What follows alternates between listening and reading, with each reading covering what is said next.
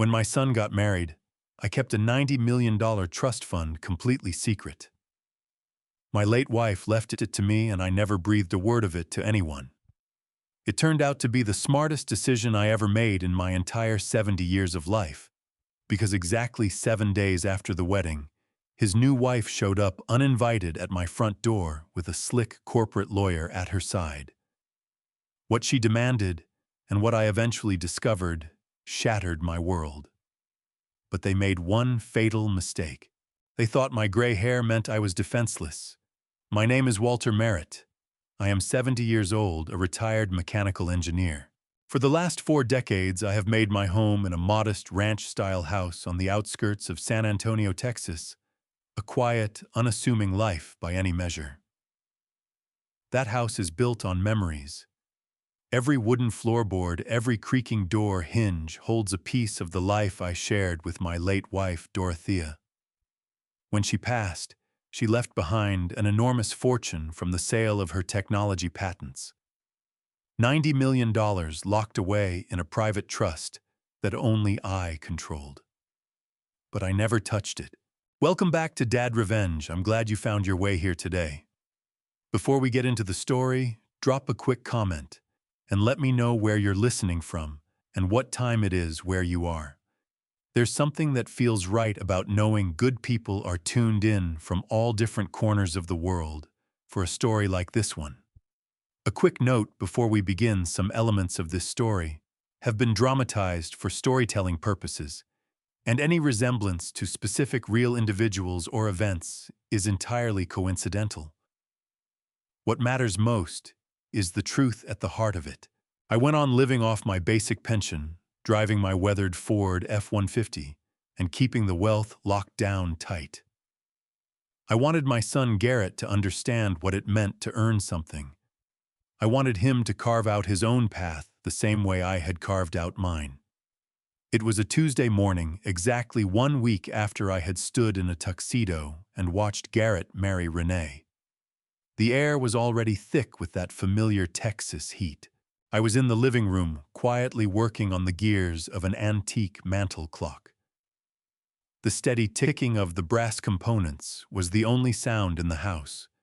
Reading glasses perched on my nose, hands carrying a faint smear of oil, I was completely absorbed in the simple satisfaction of fixing something broken. Then the silence cracked, the aggressive crunch of tires grinding over gravel. I looked up through the front window. A gleaming white Cadillac Escalade swung into my driveway and rolled to a stop just behind my truck. The engine went quiet, and the doors opened. Out stepped Renee, my brand-new daughter-in-law. She had on a sharp, white designer suit, her eyes tucked behind oversized, dark sunglasses. She did not carry herself like a woman stopping by to drop off leftover wedding cake. Her posture was rigid, jaw set tight. From the driver's side came a man I had never laid eyes on. Late 30s, wearing a tailored charcoal suit and carrying a polished aluminum briefcase. He had the unmistakable predatory bearing of a corporate lawyer. I wiped my hands on a shop rag and walked out to the porch, the old wooden planks groaning under my boots the way they always did. I put on a warm, open smile, figuring this was some kind of post-wedding errand they needed a hand with. "Ranaichotirao," I called out, raising a hand against the morning glare. "This is a surprise. Where is Garrett?" Renee did not smile back. She did not take off her sunglasses. She came up the stone path and stopped at the bottom of the porch steps, keeping a deliberate gap between us, as though I were something to be avoided. Not a single word of greeting. Instead, she gave a small flick of her hand, motioning for the man beside her to proceed. He stepped up onto my porch. He did not offer a handshake. He simply snapped open his briefcase, drew out a thick manila envelope, and set it down hard on the small patio table beside my rocking chair. The thud of paper hitting wood sounded unnaturally loud in the still morning air. "Mr. Merritt," the man said. His voice was flat, rehearsed, stripped of any trace of human warmth. My name is Conrad Haskell. I am the legal counsel representing the new owners of this property. I am here to formally serve you notice. I frowned, genuinely at a loss. My eyes moved from the envelope to Conrad, then to Renee. New owners. What in the world was he talking about? I had owned this house for 40 years. The mortgage had been paid off 2 decades ago. Conrad straightened his tie and looked at me with a mixture of pity and thinly veiled irritation. Not anymore, sir. This property has been legally transferred and sold. The asset is currently in the process of being liquidated. You have exactly 72 hours to gather your personal belongings and vacate the premises. If you are still occupying this structure by 8 in the morning on Friday, the local sheriff will be summoned to remove you for trespassing on private property. The words just hung there. 72 hours. Vacate. Trespassing. A sharp ringing started up in my ears. For a few seconds, my brain simply would not process the string of sentences this stranger had just delivered to me. I looked over at Renee. She was staring past me, studying a chipped paint spot on the porch railing, wearing the expression of someone bored by an inconvenient errand. Renee, I said, my voice dropping to a low, rough whisper. What is this? Where is my son? She finally brought her eyes to mine. A heavy sigh, like a parent running low on patience with a stubborn child. Garrett is tied up at the office, Walter. He could not be here for this. The house is sold.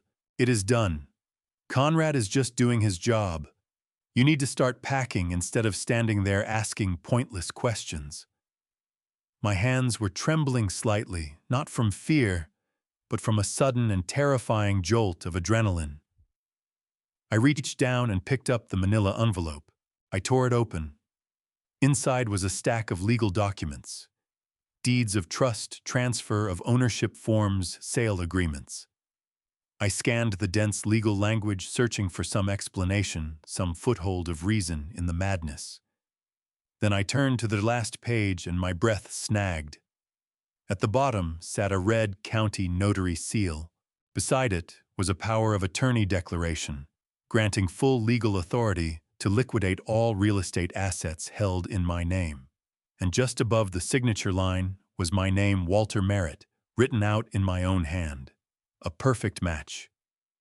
The long, sweeping loops of the letters, the sharp angles, the exact weight of the stroke.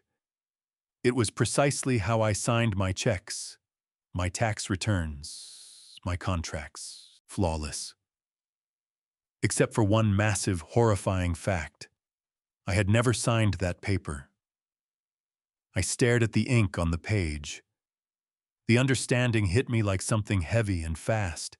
This was no clerical error. This was no bank mix-up. This was deliberate, calculated, and thoroughly illegal forgery. And there was only one person alive who had ever had access to my old tax returns and filing cabinets, close enough to trace that signature with such precision. My own flesh and blood, my son Garrett. Conrad tapped his expensive watch. I strongly suggest you start calling moving companies Mr. Merritt. The new buyers are eager to begin renovations. I will leave my card on the table. Do not attempt to contact my clients directly regarding this matter. All further communication goes through my office exclusively. He set a glossy white business card down beside the envelope. Renee turned on her heel, her heels clicking sharply against the stone path, and walked back to the Escalade without a backward glance. Conrad followed, taking the driver's seat. The engine roared, and the SUV reversed out of my driveway, throwing up a cloud of white dust before vanishing down the suburban street. I stood alone on my porch. The Texas sun pressed down on my shoulders, but my whole body had gone ice cold. My own son and his wife of 1 week had ambushed me. They had forged a federal document. They had stolen the house I had built with my own hands.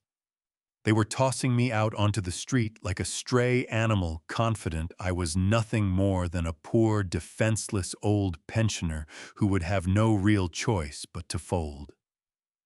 I looked down at the forged signature one more time. A strange, quiet calm began settling over me. The shock was draining away, replaced by the methodical precision of a man who had spent his working life diagnosing complex mechanical failures. They thought I was weak. They thought I was naive. They had absolutely no idea about the $90 million monster they had just woken up. I folded the document, slid it back into the envelope, and went inside. I had a phone call to make.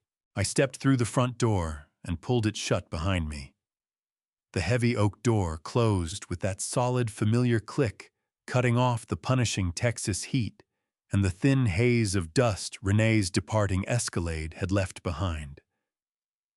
Inside the house was perfectly still, save for the rhythmic ticking of the mantel clock I had been working on just minutes before. That sound had always steadied me, a mechanical heartbeat anchoring me to this place. But now each tick felt like a hammer stroke counting down. 72 hours. That was what they had given me. 3 short days to erase 40 years of living. I walked slowly into the kitchen, my boots scuffing softly against the hardwood floors that Dorothea and I had laid down with our own hands. I set the manila envelope on the cold granite island. The air conditioning kicked on, pushing a sudden chill across my sweat-damp shirt. I did not panic. I did not hurl things across the room or shout into the silence. That is simply not how my mind operates. Decades of engineering work had conditioned me to meet sudden catastrophe with cold, detached logic. When a bridge gives way or a critical turbine seizes, you do not stand over the wreckage and grieve. You isolate the structural weakness. You locate the exact point of failure. My point of failure, it appeared, had been my blind and unconditional trust in my own son. I pulled out one of the heavy wooden bar stools and sat down. My hands, still carrying faint traces of dark oil from the clock gears, reached for the documents. I drew the papers back out of the envelope and spread them carefully across the smooth stone surface. The transfer of ownership, the quitclaim deed, the aggressive eviction notice. I lined them up with the precise, methodical attention of a man reading a complex blueprint. I leaned in, close eyes fixed hard on the final page of the main legal packet.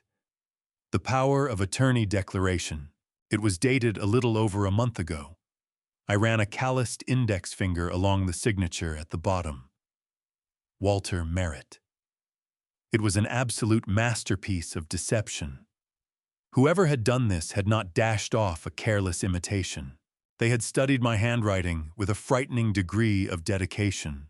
The slight upward lean of the capital H, the deliberate sharp cross of the T in my last name, the way the dark ink tapered off at the very tail of the double L, all of it accounted for.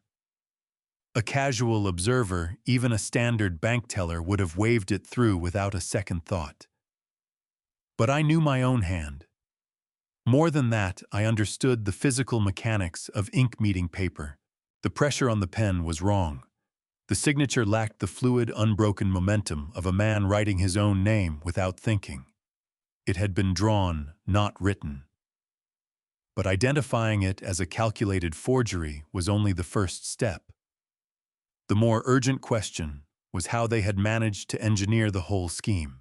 Renee, with her tailored designer suits and that entitled smirk, was certainly shrewd enough to dream it up. The chilling, dismissive look she had worn on the porch replayed clearly in my mind. She had regarded me not as a father-in-law, but as a tiresome, obsolete obstacle standing directly between her and a massive payday. She had stood there coolly inspecting her manicure, while her lawyer handed down what amounted to a swift death sentence on my retirement. But Renee had never had access to my private filing cabinets. Renee did not know where I kept my old tax returns, my property deeds, or my personal identification documents. Only one person had keys to this house. Only one person knew my daily routines, my private habits, my comings and goings. Garrett, my son, the boy I had patiently taught to ride a bicycle in the very driveway he was now attempting to ruthlessly steal. The betrayal was crystallizing in my mind, hardening rapidly into something razor-sharp and dangerous. I thought back to the lawyer Conrad Haskell. He had delivered that threatening card with the cold, efficient manner of a corporate executioner. He had explicitly stated that a moving crew would arrive on Monday at exactly 8 in the morning. Why Monday, I asked myself, staring at the kitchen wall. Why the brutally compressed 72-hour window in the calculated world of commercial real estate and legal evictions? 72 hours is an impossibly narrow margin. It is engineered to trigger immediate panic. It is a psychological pressure tactic designed to overwhelm the target, completely forcing them to scramble frantically for moving boxes instead of retaining a competent defense attorney. They needed me disoriented. They wanted me worn down and humiliated, hauling black trash bags out to the back of my weathered Ford F-150 before the weekend was even finished. They knew full well that given enough time to think clearly, enough room to contest the eviction through proper legal channels, their fraudulent power of attorney would not survive a single moment under the scrutiny of a federal judge. The aggression of their opening move was their only real tactical edge. They were banking entirely on the assumption that a 70-year-old widower apparently subsisting on a modest pension would have neither the financial resources nor the emotional stamina to go up against a well-funded corporate law firm. They had convinced themselves I would simply lower my head, pack my memories into cardboard boxes, and vanish quietly into whatever low-income facility I could scrape together enough money to afford. I leaned back on the wooden bar stool and let out one slow, measured breath.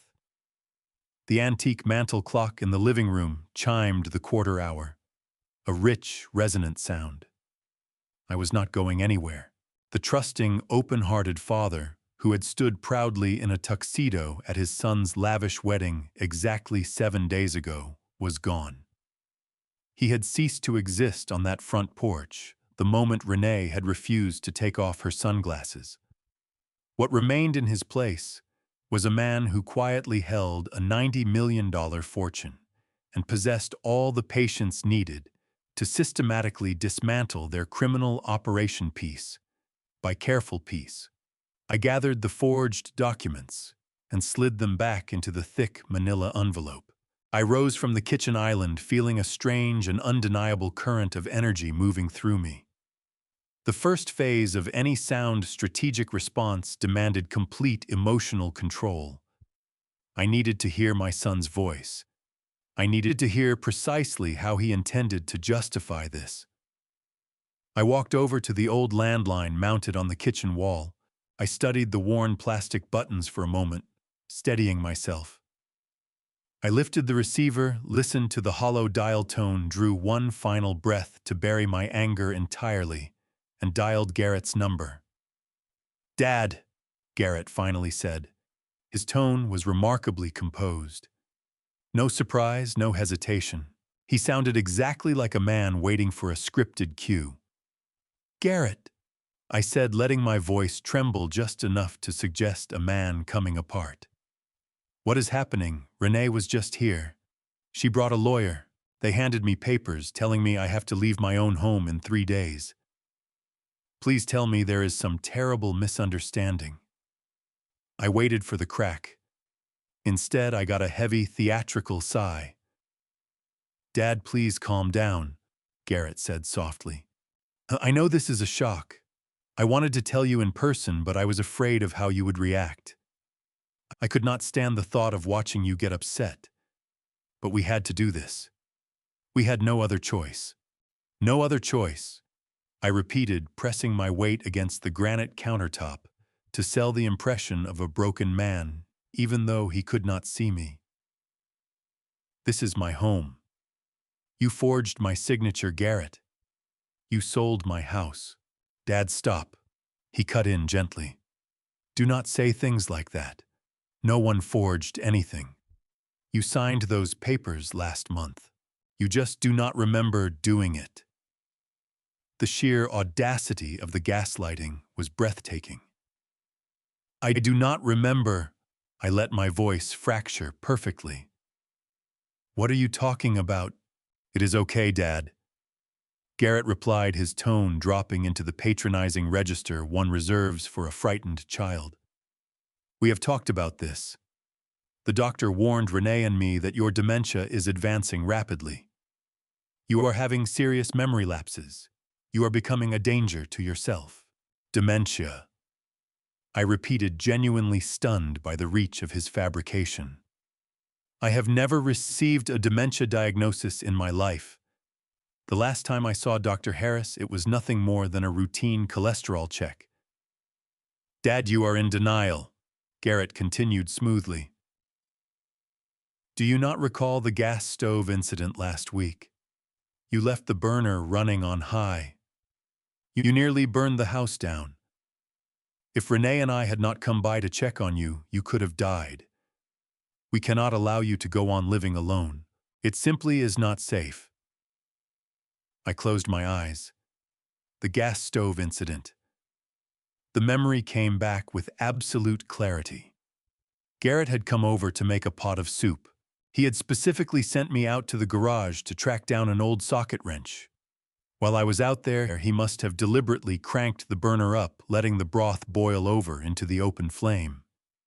He had manufactured a fire hazard to build a false medical narrative around me.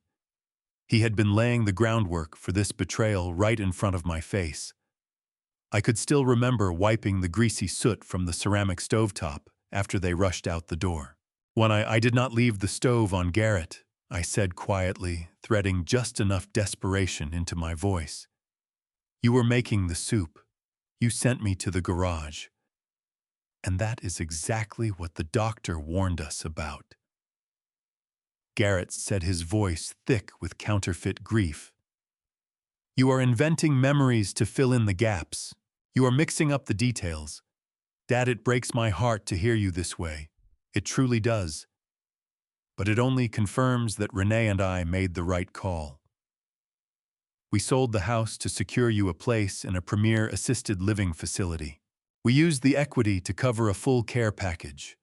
You will have round-the-clock medical supervision, hot meals, and a safe environment. We did this to save your life.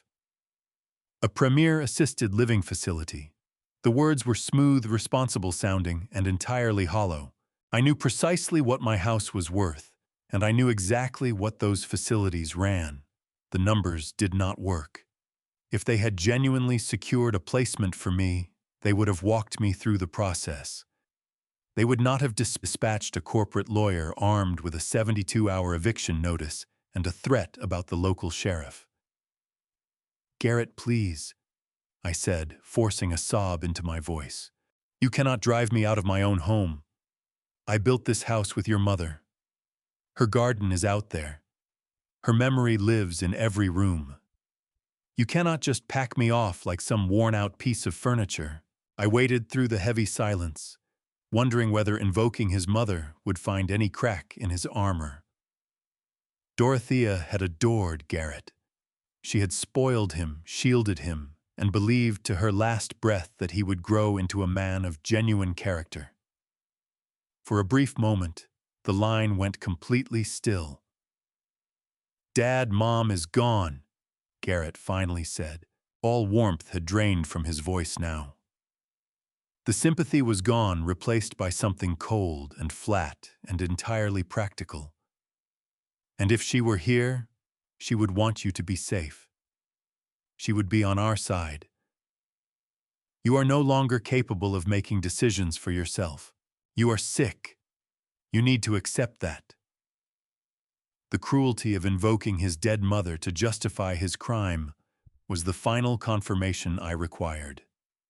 My son was gone. The boy I had raised had been replaced entirely by a cold, calculating stranger willing to throw me away for a quick windfall.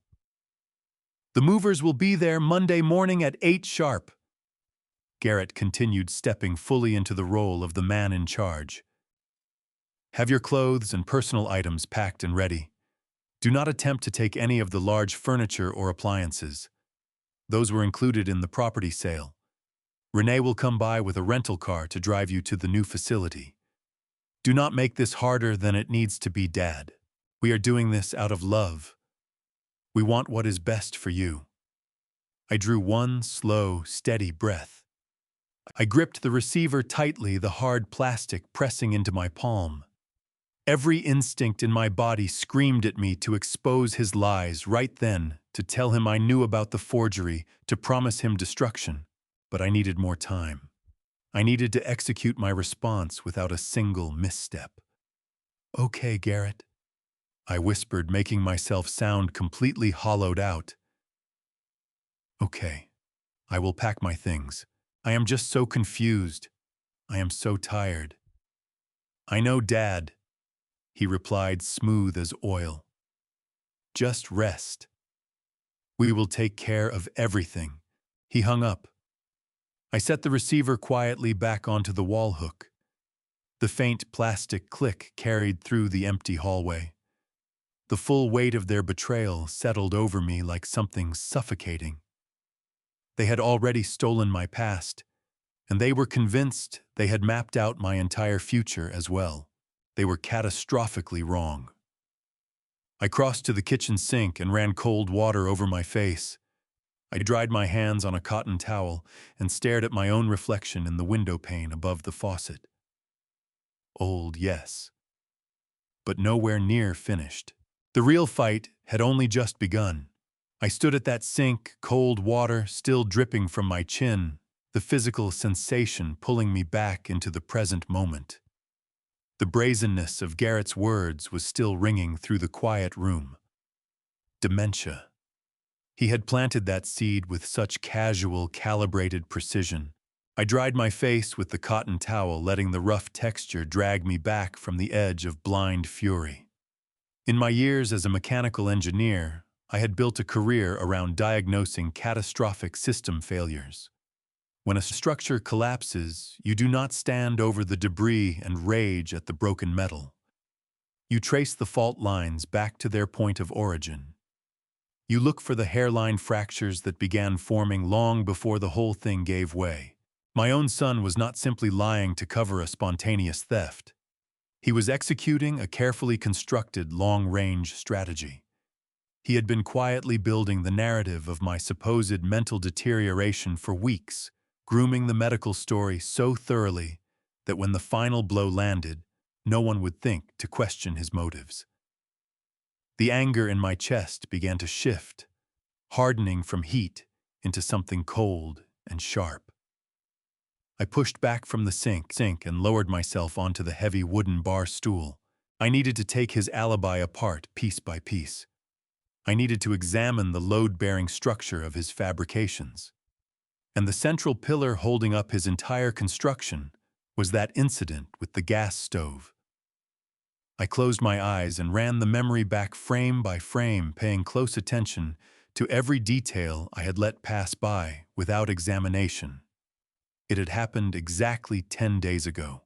Garrett had appeared at my door completely unannounced on a Thursday afternoon, cheerfully carrying 2 bags of premium organic groceries and announcing he wanted to cook his old man a proper batch of homemade vegetable soup. At the time, it had felt like a rare and genuinely moving gesture. I had sat at this very kitchen island watching him chop carrots and celery, feeling that familiar swell of fatherly pride. He filled the heavy cast-iron pot, set it on the front left burner, and touched a match to the bright orange flame. Then came the pivot. The exact moment the stress fracture opened. Garrett turned to me, calm, unhurt, wiping his hands on a kitchen towel, and asked a very specific question. Did I still have that set of metric socket wrenches out in the garage? He said he needed to borrow them to tighten a rattling bracket on Renee's car. He knew precisely where they lived, at the very bottom of my heavy steel toolbox, buried in the farthest, most cluttered corner of the detached garage. Retrieving them would take at least 10 or 15 minutes of digging. I had smiled, genuinely glad to be useful, and walked out the back door without a shadow of suspicion. The moment my boot hit the concrete outside, the trap was already sprung. While I was laboring in the stifling heat of the garage, shifting heavy metal trays and searching by feel for the right sockets, Garrett was not waiting patiently in the kitchen. He had cranked the burner to its absolute maximum. He had made sure the soup would boil over fast enough to extinguish the flame, while leaving the gas running freely into the enclosed space. Then he walked out the front door. No goodbye. He did not wait around for the wrenches he claimed to need. He simply left, abandoning his own father, to walk back inside to a kitchen steadily filling with combustible gas. I remember coughing, hard eyes streaming as the smoke alarm split the air with its shriek. I lunged for the stove, flapping a dish towel at the gray haze and wrenching the knob to cut the gas. Not 5 minutes later, Garrett and Renee had burst through the front door, gasping and wild-eyed, insisting they had turned around halfway down the street, realized they had not said a proper goodbye, and spotted smoke coming from the kitchen window just in time. They had grabbed my shoulders, shaking, and wide-eyed themselves, performing terror so convincingly it had worked. Garrett had looked me straight in the eye and asked with heartbreaking sincerity why I had turned the burner up so high and then wandered away. I had been so disoriented by the smoke and the alarms that I had genuinely doubted my own recollection. I had apologized to them, sincerely, fully believing I had committed a frightening, age-related lapse in judgment. Now, sitting alone in the silence of my kitchen, the truth hit me like a structural collapse, sudden, total, and irreversible. It was not a memory failure. It was a staged crime scene. Garrett had deliberately engineered a potentially lethal fire hazard to manufacture a documented episode of cognitive decline. He was building a fraudulent medical record, a paper trail of incompetence to legally underpin his forged power of attorney. He had put my life at genuine risk, simply to steal my home. The realization was so dark, so deeply calculated, that it burned away every last trace of paternal feeling remaining in me. My son was operating with the cold efficiency of a corporate predator. If I stormed over to his house right now, arms flailing and shouting about forgeries and staged fires, I would be walking straight into the narrative he had built for me. I would look exactly like a paranoid, deeply confused old man in the grip of advanced dementia. The authorities would glance at his perfectly executed legal paperwork, hear his practiced, sympathetic account of the kitchen fire, and gently usher me toward the psychiatric ward. Meeting them with honest, righteous fury was a guaranteed road to total defeat. Brute force was not the weapon for this fight. Deception was. I stayed on the bar stool, staring into the empty air, and let my new reality settle around me. I had gone undercover inside my own life. They wanted a compliant, helpless victim, and I was going to deliver a performance worthy of an award. My son believed he was the architect of my destruction, without any awareness that in doing so, he had handed me the exact blueprints to his own. I pushed up from the kitchen island and moved down the hallway toward my private study. The heavy silence of the house pressed in from all sides, but my mind was operating with a clean, singular focus. I needed my tools. A mechanical engineer never relies on the naked eye alone when he is tracing a catastrophic failure. He relies on precision instruments.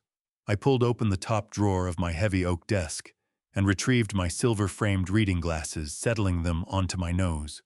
Right beside them sat my jeweler loupe, a compact, steel-bodied instrument I had relied on for decades to spot hairline fractures in aircraft-grade titanium. I picked it up, felt its familiar weight in my palm, and walked back to the kitchen. I drew the thick manila envelope back toward me and eased out the stack of legal documents.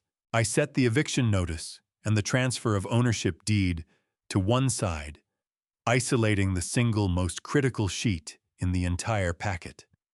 The power of attorney declaration. I pressed it flat against the cool granite surface.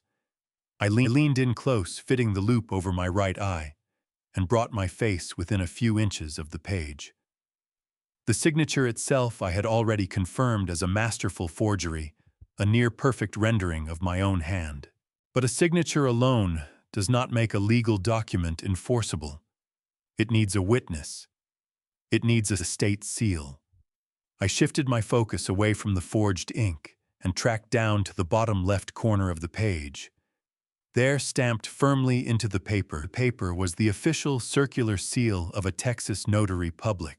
I angled the overhead kitchen light to catch the faint embossed ridges in the blue ink and read the fine print inside the seal. The notary's name was one I had never encountered, almost certainly a corrupt associate, Conrad Haskell, kept on hand for exactly this sort of work. But the name was not what stopped my breath. It was the date block printed just below the seal. The text stated clearly that I, Walter Merritt, had personally appeared before this notary in San Antonio, Texas. The date typed on the official line was August 14th. I held the loop steady, letting those numbers burn into my memory. August 14th. I drew the instrument slowly away from my eye and set it on the counter. A cold, tight smile pulled at the corners of my mouth. My son was a sharp man, business degree, high-level corporate accounts, a well-developed instinct for strategy. He had planned this fraudulent takeover with genuine care, staging a kitchen fire to establish a medical record, retaining a ruthless attorney to execute the eviction. But in his rush and his arrogance, he had made one fatal, sloppy administrative error. He had chosen the wrong date. I left the kitchen and returned to my study, bypassing the filing cabinets and going straight to the tall wooden bookshelf in the corner. I reached for a battered canvas-bound notebook on the middle shelf. My personal fishing log. Since Dorothea passed, I had made a point of taking one major fully off-grid fishing trip every year, recording every catch, every weather condition, every location with the meticulous precision of an engineer. I carried it back to the kitchen and set it down on the island beside the forged document. I turned through the thick pages, the scent of old paper and dried sea salt lifting into the air. I moved past the spring and early summer entries, my fingers tracing the margins until I arrived at the middle of August. There it was, in my own unmistakable hand, supported by detailed sketches and precise coordinate notations. On August 14th, I was not in San Antonio, Texas. I was not within range of any law office or notary public. On the exact day this document claimed I had personally signed away the rights to my home, I was more than 3,000 miles away. I was standing on the rain-slicked deck of a commercial deep-sea fishing charter off the rugged coast of Sitka, Alaska. The memories came back with total clarity.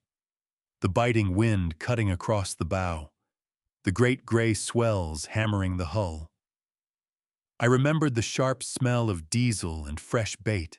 I remembered wrestling with a 55 lb king salmon for nearly 40 minutes.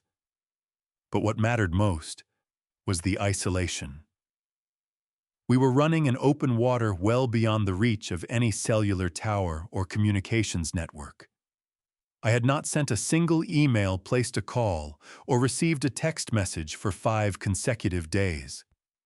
I looked from the open pages of the fishing log to the fraudulent legal document. The contrast was beautiful.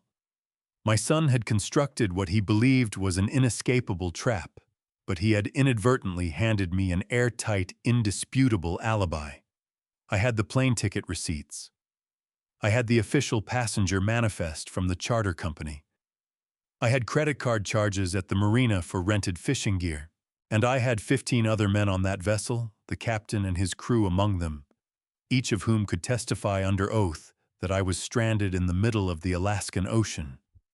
On the very day I supposedly walked into a San Antonio office to execute that document. The power of attorney was not merely questionable.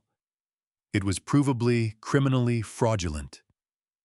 The entire legal foundation of their scheme rested on a demonstrable lie. I closed the notebook, my mind moving quickly through the implications. When you locate one critical structural flaw in what appears to be a sound building, you must assume the entire foundation is compromised. Garrett had committed a serious federal crime to steal this house, crossing a threshold most people never come near.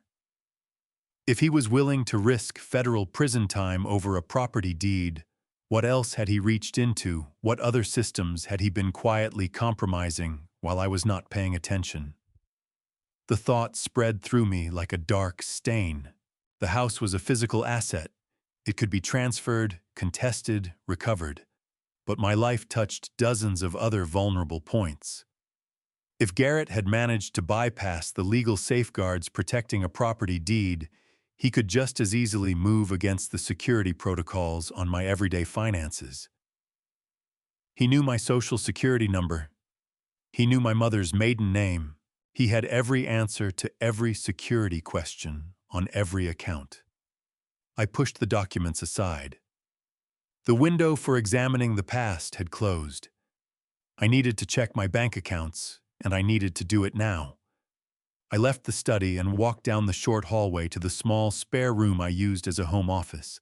It was an unassuming space, old drafting tables, rolled-up blueprints, and a solid, unremarkable desktop computer in the corner. I sat down in my worn leather desk chair and pressed the power button. The machine came to life, the cooling fan whirring softly in the quiet house. While the outdated operating system worked its way through the startup sequence, I turned over the financial boundaries I had deliberately established with my son across the past decade. When Dorothea passed and left me the Merit Trust, I had made a conscious, firm decision to keep my daily life entirely separate from that enormous fortune. I wanted to remain the man I had always been. I wanted to buy my own groceries, mow my own lawn, and live within the honest means of a retired mechanical engineer. To preserve that careful separation, I had kept my original local bank account fully active. It was a standard public checking account, holding exactly $40,000. That balance represented the accumulated total of my modest company pension and some conservative low-yield savings. This was the only financial account Garrett knew existed. Whenever he stopped by, if his eyes happened to drift toward a bank statement left out on the kitchen counter, what he'd see was a comfortable but decidedly working-class balance. He was convinced that $40,000 plus whatever equity remained in the house made up the absolute entirety of my net worth on this earth. The computer screen finally came to life, throwing a pale bluish glow across my face. I opened the browser and pulled up the familiar login page for my local Texas bank. My fingers moved across the keyboard on autopilot, entering my username and the long, complex password I'd long since committed to muscle memory. I hit submit. The page loaded with agonizing slowness, that tiny, spinning circle feeling like something pressing down hard against my chest. I drew a steadying breath, bracing myself for whatever fresh violation I was about to find. The account dashboard appeared on the monitor.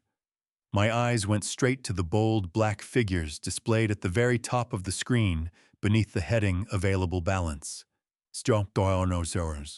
I leaned in closer, the harsh screen light catching the lenses of my silver reading glasses. I blinked, telling myself the bank's website had to be glitching somehow. I refreshed the page. The screen flickered, reloaded, and returned the exact same devastating figure. 0. The account had been wiped clean. Every last cent I had earned across 40 years of honest grinding work on the manufacturing floor gone. I felt no panic about the lost money. The funds themselves meant absolutely nothing to me. I had $90 million sitting securely in a private, heavily encrypted trust fund, managed by top-tier financial professionals. I could hemorrhage $40,000 every day for the remainder of my life and never register the blow.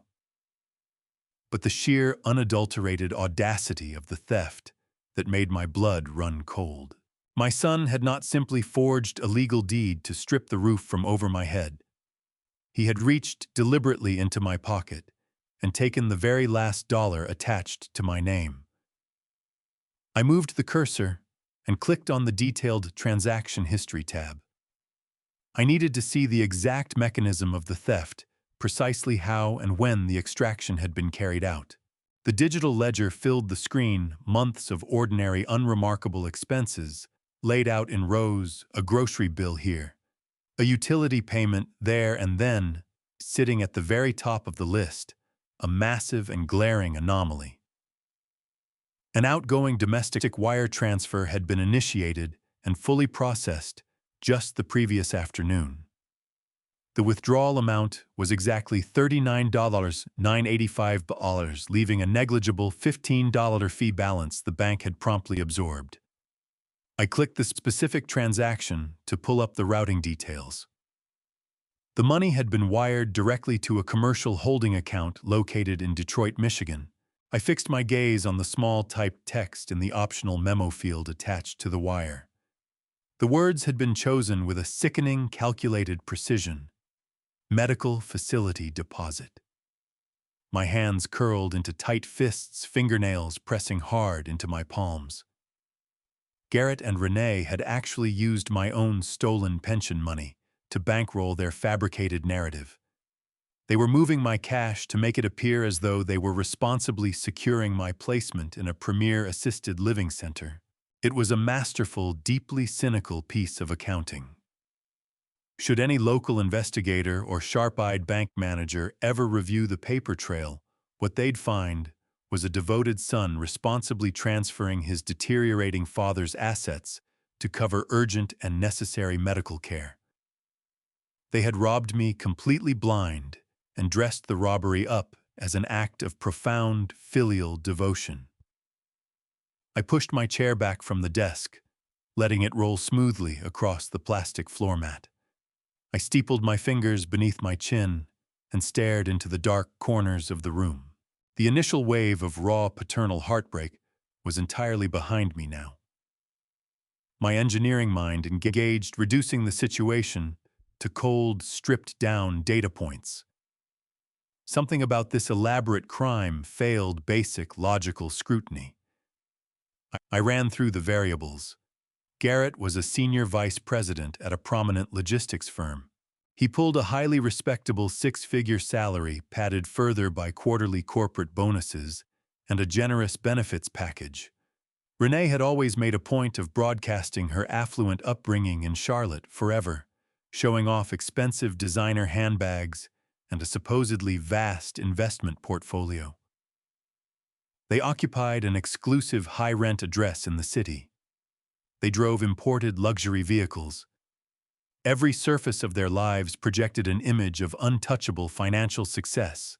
So why in the world would two supposedly wealthy, successful professionals expose themselves to serious federal wire fraud charges to steal a paltry $40,000 from an old man? If naked greed were the motive, they would have simply taken the house. The house was worth close to $500,000 in the current market, a massive, lucrative asset that justified the considerable legal risk of a forged notary seal. But draining a basic checking account for a fraction of that figure, that was not the behavior of calculated corporate greed. That was the behavior of pure, unfiltered desperation. People sitting on millions of dollars do not risk 15 years in a federal penitentiary to steal 40 grand. You only take that kind of absolute terrifying gamble when your back is completely against the wall. You only commit that level of sloppy, traceable fraud when you are frantic for immediate liquid cash. That realization settled over me with a slow, heavy, ominous weight. Garrett and Renee were not wealthy. They were completely, devastatingly broke. The entire lavish lifestyle was a hollow, crumbling facade. They were drowning beneath some kind of massive, suffocating debt, and the pressure had finally broken them.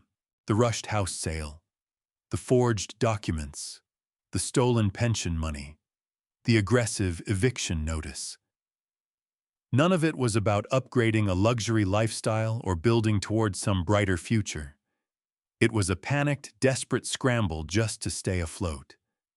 They needed cash, and they needed it immediately, which meant something or someone had them genuinely terrified.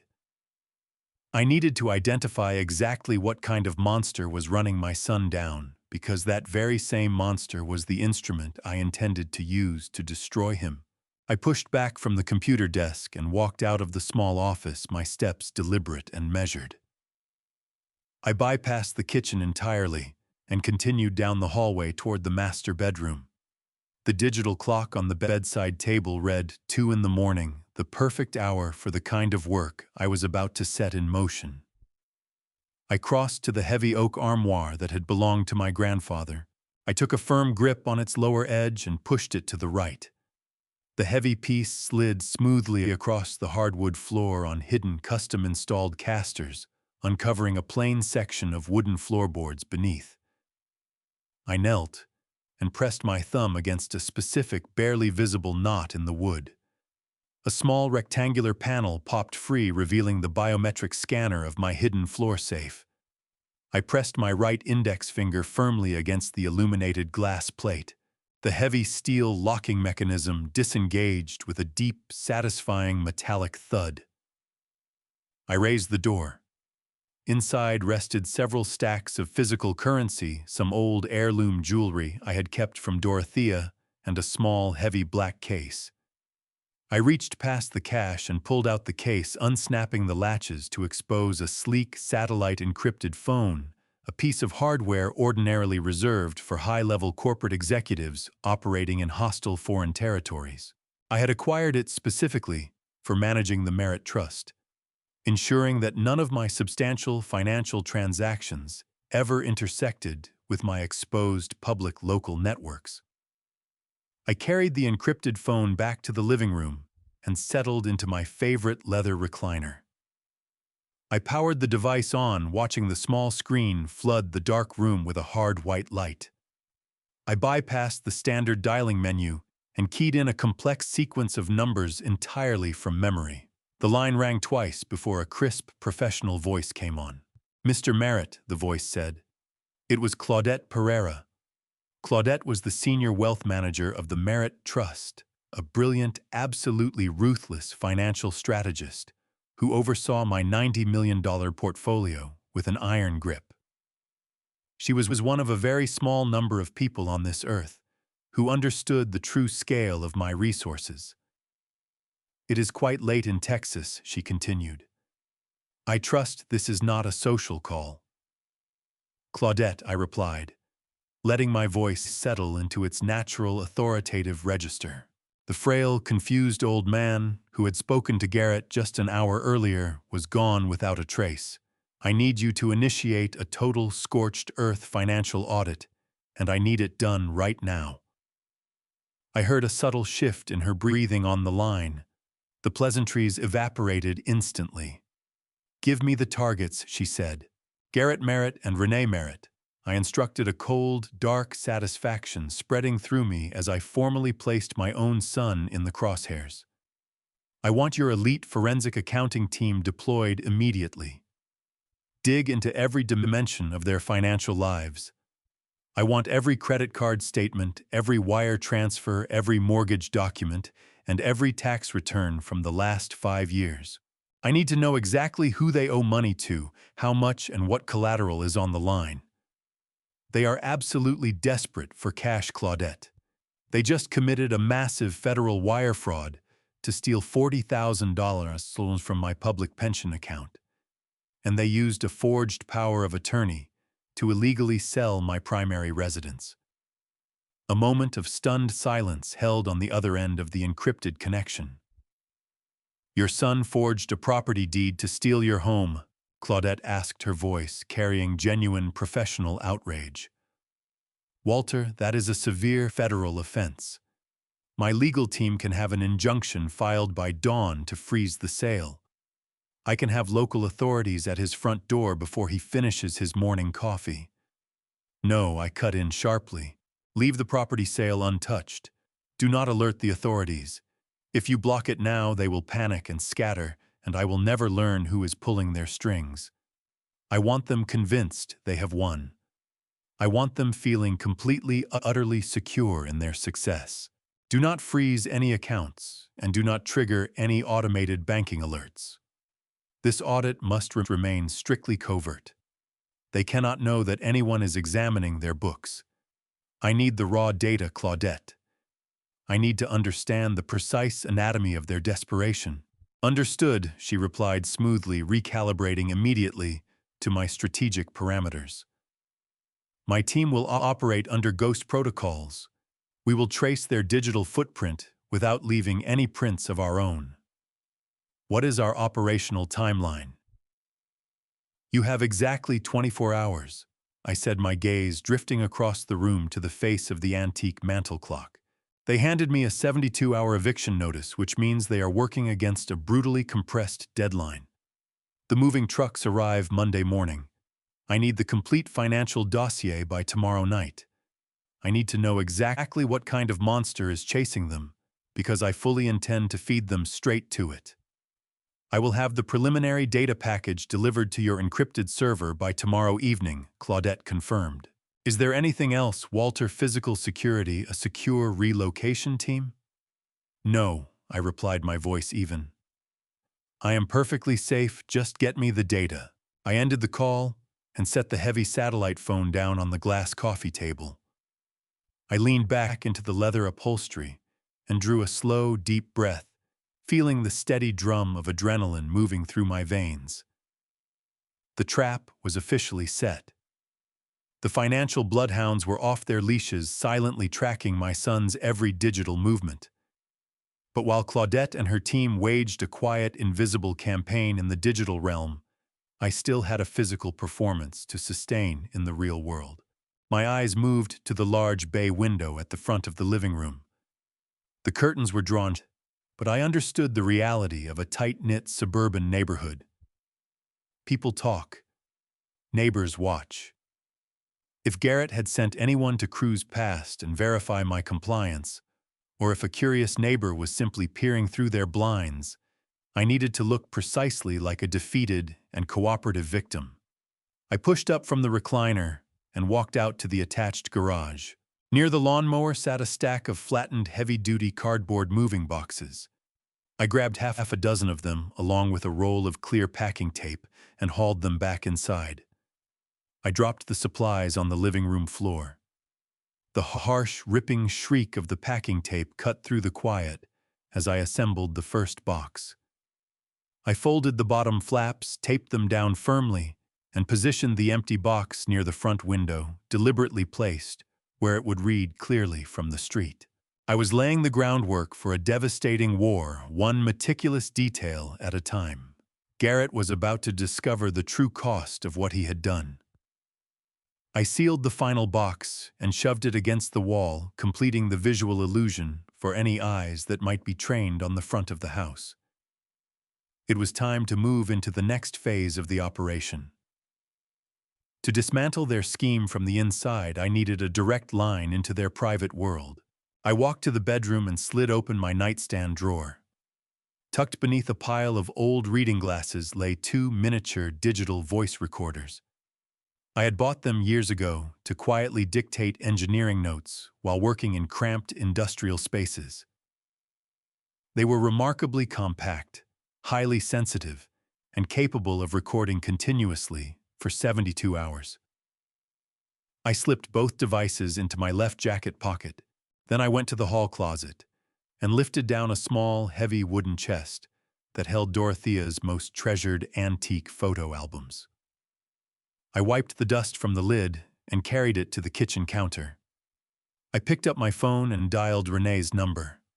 I cleared my throat deliberately, constricting my vocal cords, threading a rough, wet tremor through my voice. She answered on the 4th ring. Her tone was clipped and impatient. I drew a shallow, unsteady breath and spoke. "Renee," I said, letting my voice fracture pitifully. "It is Walter. I am so sorry to bother you." A heavy sigh came through the line. "What is it, Walter?" she asked, her voice dripping with condescension. "We are very busy managing your transition." "I know," I whispered, sounding wrung out and beaten. "I am packing my things just like Garrett asked, but I came across Dorothea's old photo albums. The facility only permits 2 small suitcases. I cannot bring myself to throw her memories in the trash. Could I drop the box off at your place just to keep them safe? I promise I will not stay long." I could almost hear the calculation running behind her silence. She wanted me gone from her life entirely, but refusing a weeping old man his dead wife's photographs was a bad look even for her. Beyond that, letting me bring them over fit neatly into her own narrative of victory. She was the gracious caretaker indulging her father-in-law's final pitiful requests. "Fine," she snapped, "but make it quick. Garrett is not here, and I have a dozen calls to get through." I poured on the gratitude, laying it thick, and ended the call. I lugged the heavy wooden chest out to my weathered Ford F-150 and drove across town to their upscale neighborhood. They occupied a sprawling modern penthouse in one of the city's most expensive high-rise buildings. As I swung into the gleaming circular driveway and handed my keys to the uniformed valet, my mind turned to the stolen $40,000. Every inch of this extravagant lifestyle was a hollow illusion propped up by theft and deception.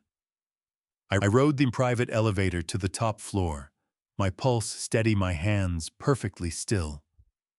I stepped into the private foyer and knocked softly on their massive double doors. Renee pulled the door open, wearing a silk designer robe, a sleek tablet pressed tight in her manicured hand. She looked me over slowly, her eyes contracting with undisguised contempt. She was not looking at a retired engineer. She was looking at a worn-out, obsolete burden. "Come in," she ordered, stepping back without any offer to help with the heavy chest. "Just put it somewhere out of the way, and do not scuff the hardwood." I shuffled forward, deliberately rounding my shoulders and shortening my gait to mimic a frail and disoriented old man. I clutched the heavy wooden chest awkwardly against my ribs, letting my hands shake just enough to sell it. Crossing the vast, sun-drenched living room, I intentionally caught the edge of an expensive Persian rug with my left boot. I lurched forward with a sharp gasp and let the box drop from my grip. It hit the floor with a loud crash. Several thick photo albums tumbled out and skidded across the polished wood. "Oh, for heaven's sake!" Renee hissed, her eyes rolling toward the ceiling in pure exasperation. "Walter, watch what you were doing." "I am so sorry, Renee," I stammered, going to my knees with practiced, pitiful clumsiness. "My hands just are not cooperating today. I am so turned around by all of this." I began slowly, shakily collecting the scattered albums from the floor. Renee stood directly over me and made no move whatsoever to help. Her face was a portrait of undiluted contempt. She opened her mouth to continue the scolding, but her tablet suddenly erupted with a loud ring. She glanced at the screen, and something shifted behind her eyes. It was clearly a call she had been on edge waiting for. "Just clean up this mess and leave the box in the corner," she snapped, already turning her back on me without a second glance. "I have to take this. Do not touch anything else." She moved quickly away, pacing in tight lines toward the far end of the open-concept kitchen, voice already climbing to greet whoever was waiting on the line. This was my exact window of opportunity. The instant her back was fully turned, the frail and trembling old man vanished without a trace. What I was about to uncover in the hours ahead would rewrite everything I thought I understood about the people closest to me. And once I knew the full truth, there was no going back. Let me ask you this: if you suspected someone you loved was quietly working against you, would you confront them directly, or would you gather every piece of proof first and say nothing? I moved with the swift, silent efficiency of a seasoned mechanic. I reached into my left jacket pocket and drew out the first miniature digital voice recorder. I slid quietly across the floor toward their massive, custom-designed sectional sofa. Reaching underneath the heavy fabric, I felt along the frame for a solid wooden crossbeam. I pressed the adhesive backing of the small device firmly against the concealed wood, fixing it securely near the center of the room. It would capture every conversation that took place in that living space. I quietly gathered the remaining photo albums, arranged them back in the wooden chest, and pushed the box snugly against the wall. Renee was still moving through the kitchen, her back to me, arguing in a low, heated voice about a delayed wire transfer. I straightened up and walked quietly down the wide hallway toward the master suite. I knew this penthouse's layout well. Garrett kept a private, soundproofed home office just off the main bedroom. If either of them was discussing their debts or orchestrating further criminal activity, those conversations would happen behind those closed doors. I slipped silently into the office. The room was immaculate, a vast glass desk anchoring the space flanked by 3 computer monitors. I had no interest in rifling through his drawers. What I needed was a listening post that would never be stumbled upon casually. I stepped into the small private bathroom connected directly to the office. I pulled the second digital voice recorder from my pocket and reached around behind the porcelain toilet tank. I pressed the adhesive strip firmly against the cool, hidden ceramic surface well out of any direct line of sight. I eased back down the wide hallway and timed my return to the living room perfectly. As Renee finished her call, I dropped my shoulders and resumed the hunched, beaten posture near the door. The Trojan horse was inside their walls. I allowed myself a small private smile. My covert operation had officially commenced. I walked out of the opulent penthouse building, handed the valet my ticket, and held the slow, unsteady gait of a broken man until I was sealed inside the cab of my weathered Ford F-150. The moment the heavy door shut and closed out the world, the stooped posture dissolved completely. I sat up straight, gripping the leather steering wheel with firm, steady hands. The drive back across town was a blur of passing streetlights and sliding shadows. I pulled into my driveway and stepped through the front door of my quiet, empty house. The antique mantel clock chimed midnight, its deep, resonant tone a perfect match for the cold, measured rhythm of my thoughts. I moved past the staged cardboard moving boxes in the living room and walked directly to my private study. I settled into the leather chair with the overhead lights off. The only light in the room came from the small brass desk lamp. I unlocked the hidden floor safe, retrieved the heavy black case, and lifted out the satellite-encrypted phone. I set it squarely in the center of the wooden desk and sat in the silent dark waiting. At exactly 2 a.m, the device vibrated with a single sharp tone. The screen blazed white, showing an incoming encrypted data package from Claudette Pereira. I entered my complex alphanumeric decryption key and watched the progress bar sweep rapidly across the screen. Claudette and her elite forensic accounting team had executed my directive without mercy. They had worked with surgical precision, peeling back the glossy, sophisticated veneer of his entire life to lay bare the rotting foundation beneath.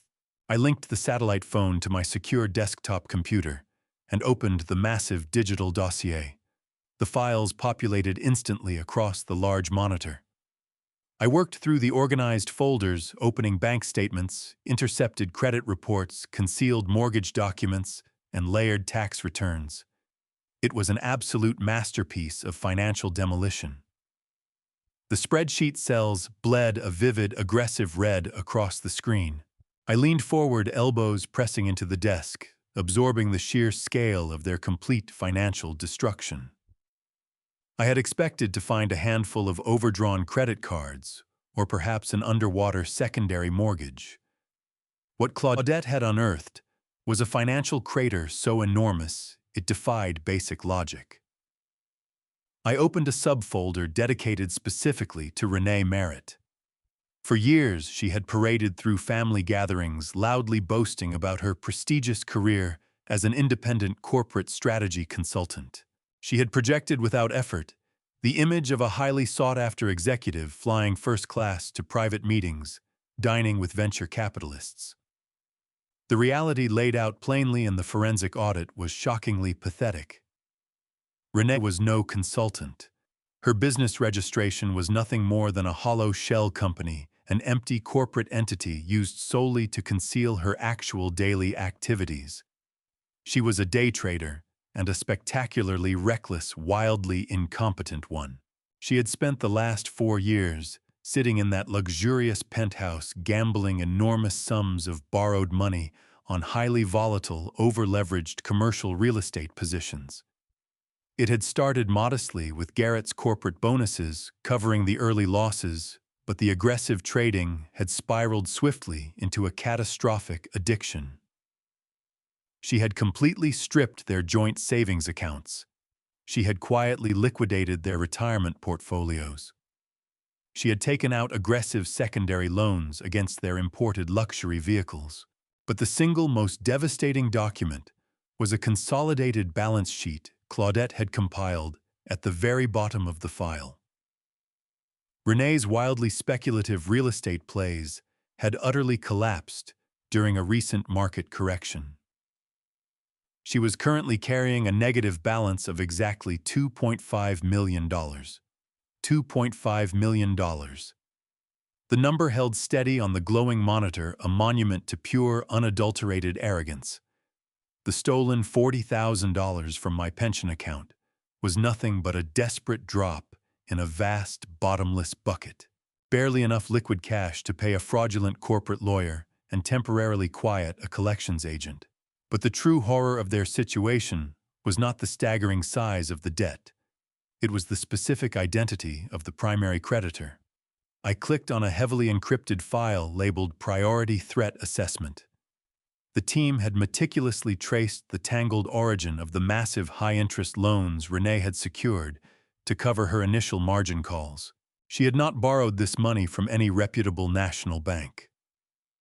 Traditional financial institutions carry strict regulatory limits and demand proper collateral. Renee had bypassed the legitimate banking sector entirely.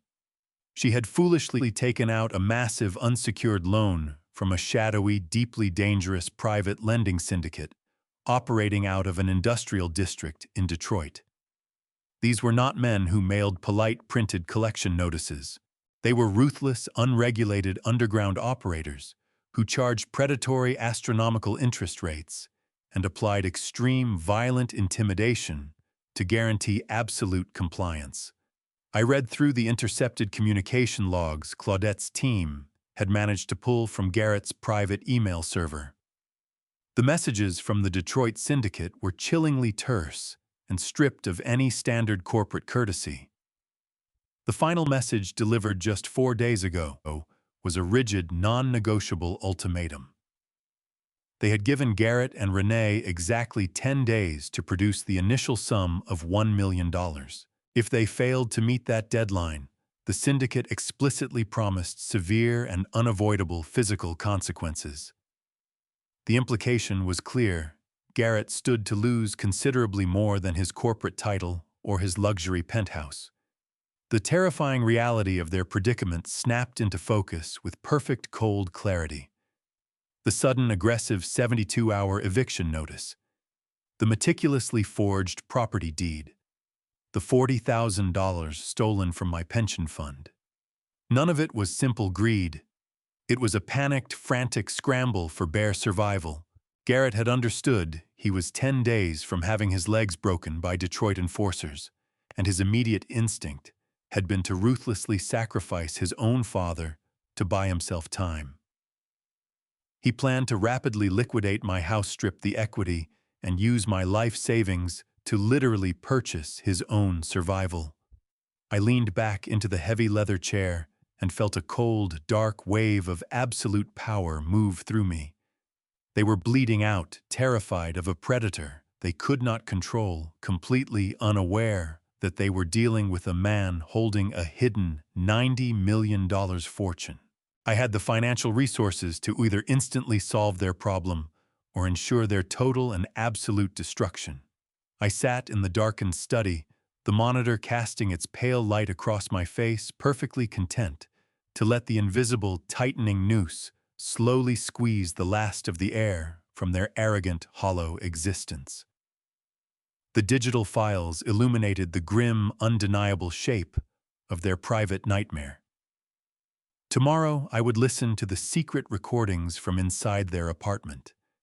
I would hear their panic traveling through the hidden microphones in real time. They had foolishly invited the very architect of their complete ruin into their home, cementing their own downfall and sealing their fate without ever realizing it. I woke the following morning, well before the sun had cleared the horizon. The antique mantel clock in the hallway was just striking 5 when I poured my first cup of black coffee and carried it down the narrow hall to the study. The house was utterly still, wrapped in the dense quiet of early dawn. But my mind was already moving with the cold, calculated precision of an engineer preparing for a critical stress test. I settled into my desk chair and opened the heavy black case housing the receiver for the miniature digital voice recorders I had planted inside their penthouse the day before. I plugged a pair of high-quality noise-canceling headphones into the audio jack and fitted them over my ears, adjusting the padded cups until the ambient sounds of the house around me faded into absolute silence.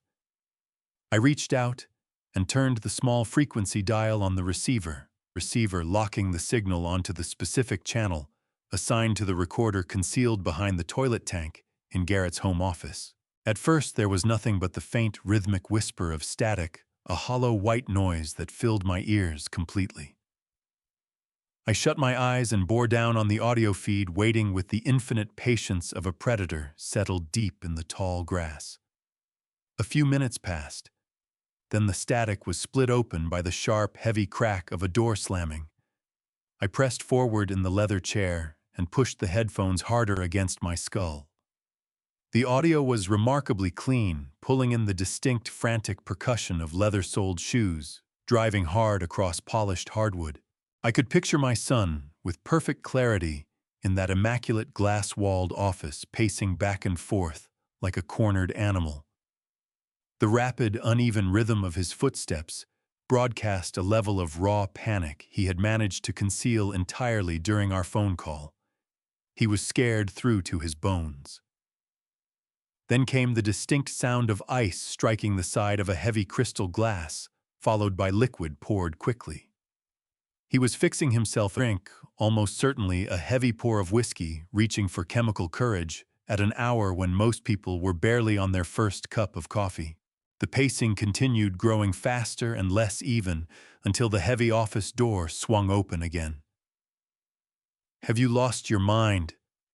a voice snapped. It was Renee.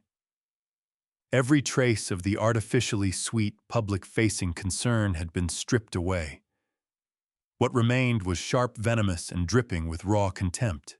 "It is barely 6:00 in the morning, and you are wearing a groove into the floor while drinking scotch. Pull yourself together before you blow this for both of us."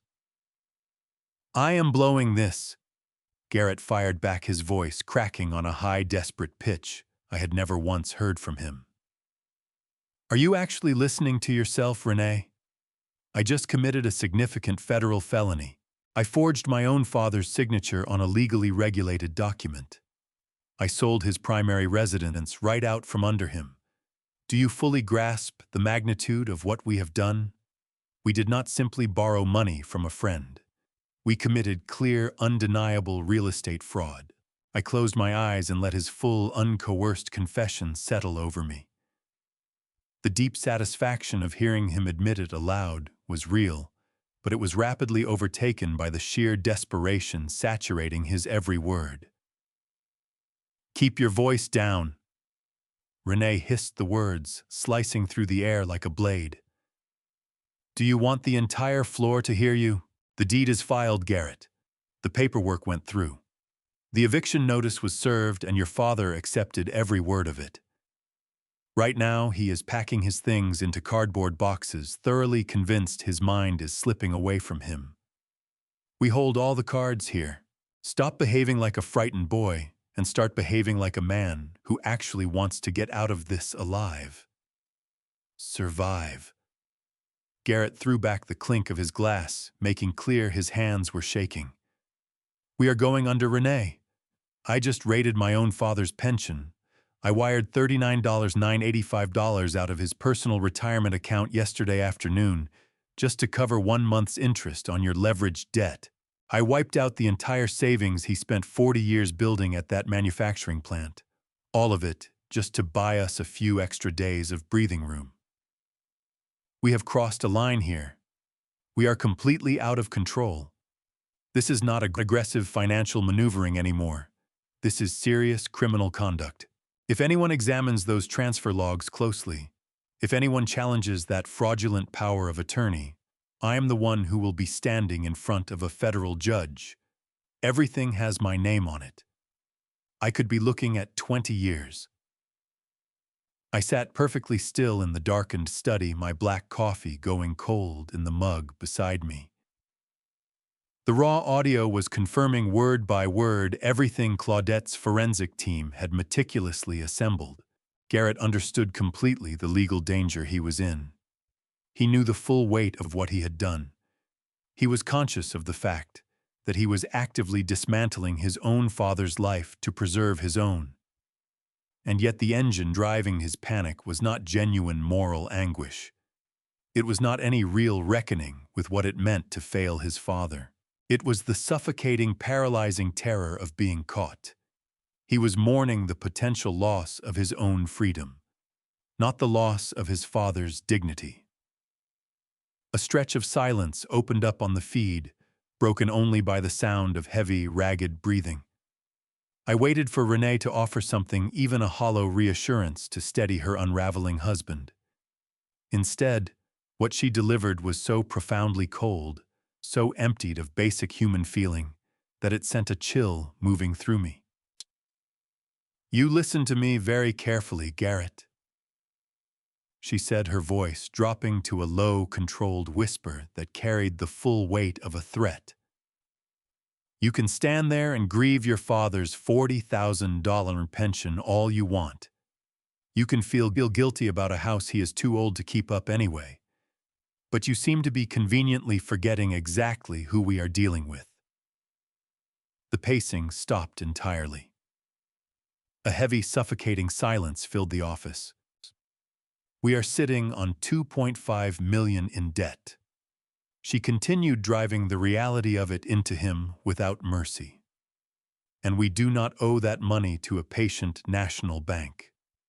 We do not owe it to a sympathetic venture capital firm that will cheerfully restructure our terms over a lunch meeting. We owe it to a highly organized, completely unregulated private syndicate operating out of Detroit. Do you understand what that actually means? They do not care about your guilt. They do not care about your father. They care about their money." I heard the deliberate click of her expensive heels as she moved closer to him across the floor. "They gave us exactly 10 days, Garrett," she whispered, and for the first time her own voice carried the unmistakable edge of genuine fear. 10 days to put $1 million in liquid cash in their hands, or they have explicitly promised to send men directly to this apartment to take it out of us physically. They will not mail us notices. They will break our legs, Garrett. They will shatter our knees, and they will strip away absolutely everything we have left. So you can dry your eyes, close the sale of your father's house by Monday morning, and hand them their money. Or you can wait for men who will put you in a wheelchair for whatever is left of your life." The audio feed went silent, save for the thin, steady sound of Garrett's terrified breathing. He was completely boxed in, pinned between the threat of federal prosecution on one side and the immediate physical promise of a violent criminal syndicate on the other. The nature of what I was listening to had shifted entirely. This was no longer a straightforward story of a greedy son stripping a suburban house away from a trusting old father. This had become a desperate fight for survival inside a dangerous and unforgiving criminal underworld. I slowly lifted the headphones from my ears and set them down on the wooden desk. I eased back in the chair and let the full dimensions of their situation wash over me. My son had bargained his soul for a fabricated image of wealth, and the debt had finally come due. They were genuinely terrified, scrambling frantically against a Monday deadline imposed by violent men who did not negotiate. They needed the equity from my home to literally purchase their own physical safety. A slow, dark smile settled across my face. They needed my house to survive. They needed the quiet, total surrender of a confused old man to save their own legs. I lifted the coffee mug and took a long, unhurried sip. The bitter liquid anchored me cleanly in the moment. The trap was fully set. The timeline was locked in, and I held complete power over whether the syndicate would tear them apart piece by piece or not. I remained perfectly still in the dim study, the heavy leather headphones resting on the desk in front of me. The initial shock of learning the full scale of their debt to the Detroit syndicate had briefly numbed everything, but the audio feed from their penthouse was nowhere near finished. I rested my hand against the cold ceramic surface of the coffee mug, needing something solid and real beneath my fingers. Through the static-free connection, the sounds coming out of their luxurious living room assembled themselves into a vivid picture in my mind. The frantic pacing had gone still. The silence that settled in its wake was dense with unspoken tension. A brief lull in a conversation that was coming apart at the seams. I took a slow, measured breath and waited for the next inevitable crack in their crumbling front. Garrett was the first to break the quiet. His voice sounded hollowed out, scraped clean of its usual corporate polish. "Okay?" Garrett said, his tone wavering under a sickening blend of fear and exhaustion. "Okay. We have the house equity coming in. We have the $40,000 from his pension account. We can get the syndicate their initial $1 million by Friday. But what about the rest of it? Renee, what about my father?" The lawyer gave him 72 hours. The movers are locked in for Monday morning. We still have to pay for his medical transition. Those premier assisted living facilities want massive deposits up front, and we just redirected his entire pension to cover your margin interest. How are we supposed to fund his care package now? I pressed the headphones tighter against my ears, my whole body going rigid in anticipation of her answer. I fully expected Renee to propose another fraudulent loan, or perhaps liquidating whatever scraps they had left to cover my placement in some modest state-run facility. What I heard instead was a sound I will carry with me for the rest of my life. Renee laughed, not a nervous laugh, not a bitter, hollow chuckle wrung out by the pressure of their circumstances. It was a cold, clean, genuinely amused sound that rang out across their expensive hardwood floors. It was the laugh of a predator admiring the elegance of its own trap. "A premier assisted living facility," Renee repeated, her voice soaked in deep, unfiltered mockery. "Are you seriously still holding on to that script, Garrett? That was the story we fed your father to keep him cooperative. That was the medical narrative we handed to Conrad Haskell, so the lawyer would feel comfortable drafting the eviction notice. Do you honestly think I would spend a single dollar of our remaining capital on a luxury retirement suite for that old man?" "Then where is he going?" Garrett demanded, his voice climbing with sudden panic. "Renee, the movers are bringing a transport vehicle on Monday. We told him he was going to a care facility. Where did you actually tell the transport drivers to take him?" "I found a place." Renee stated, her tone startlingly calm. The casualness of it hit me like something physical. "It is not a premier facility, Garrett. It is not even a registered medical clinic. It is an unlicensed, off-the-grid hospice compound located about 10 miles north of the Mexican border.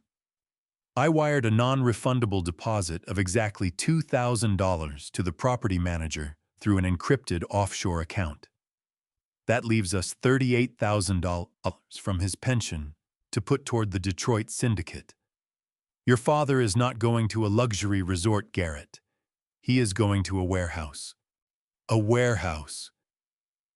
Garrett stammered, the horror finally bleeding into his voice.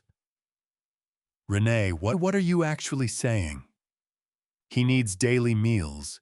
He needs basic supervision. If the authorities look in on him, if anyone from the state investigates his living conditions, they will trace it straight back to us. You cannot just abandon him in an unlicensed building. Nobody is going to look in on him, Garrett. Renee replied, her voice settling into a chilling, flat register. It is a black hole. No registered doctors on staff. No state oversight of any kind. No official visitor logs, no medical records. The people who operate this place exist specifically to serve families who need their elderly relatives to vanish quietly without generating any legal footprint. They take the patients in, they lock the doors, and they aggressively over-medicate them to keep them sedated and manageable. Around the clock. 24 hours a day. I stopped breathing. The air inside my study suddenly felt as thick and heavy as standing water. I stared blankly at the glowing monitor, my mind straining to absorb the absolute undiluted evil pouring through the headphones. They were not simply taking my money. They were not only stealing my home. They were deliberately sending me toward a slow, silent end. At his age, Renee continued smoothly, entirely unmoved by the monstrous logic of her own words. With the physical stress of the eviction compounded by heavy chemical sedation, his heart will give out in under a month. Probably considerably sooner. It is a biological certainty. And when it happens, the facility will quietly dispose of the remains. No formal autopsy. No official police inquiry. No one will ask any questions, Garrett. The problem resolves itself, and we are free to liquidate the balance of his estate to pay off the Detroit lenders. The audio feed hissed softly in my ears. I waited for my son to erupt. I waited for Garrett to violently reject this conspiracy, to draw a final moral line in the dirt, and tell his wife that he would not be party to his own father's premeditated murder.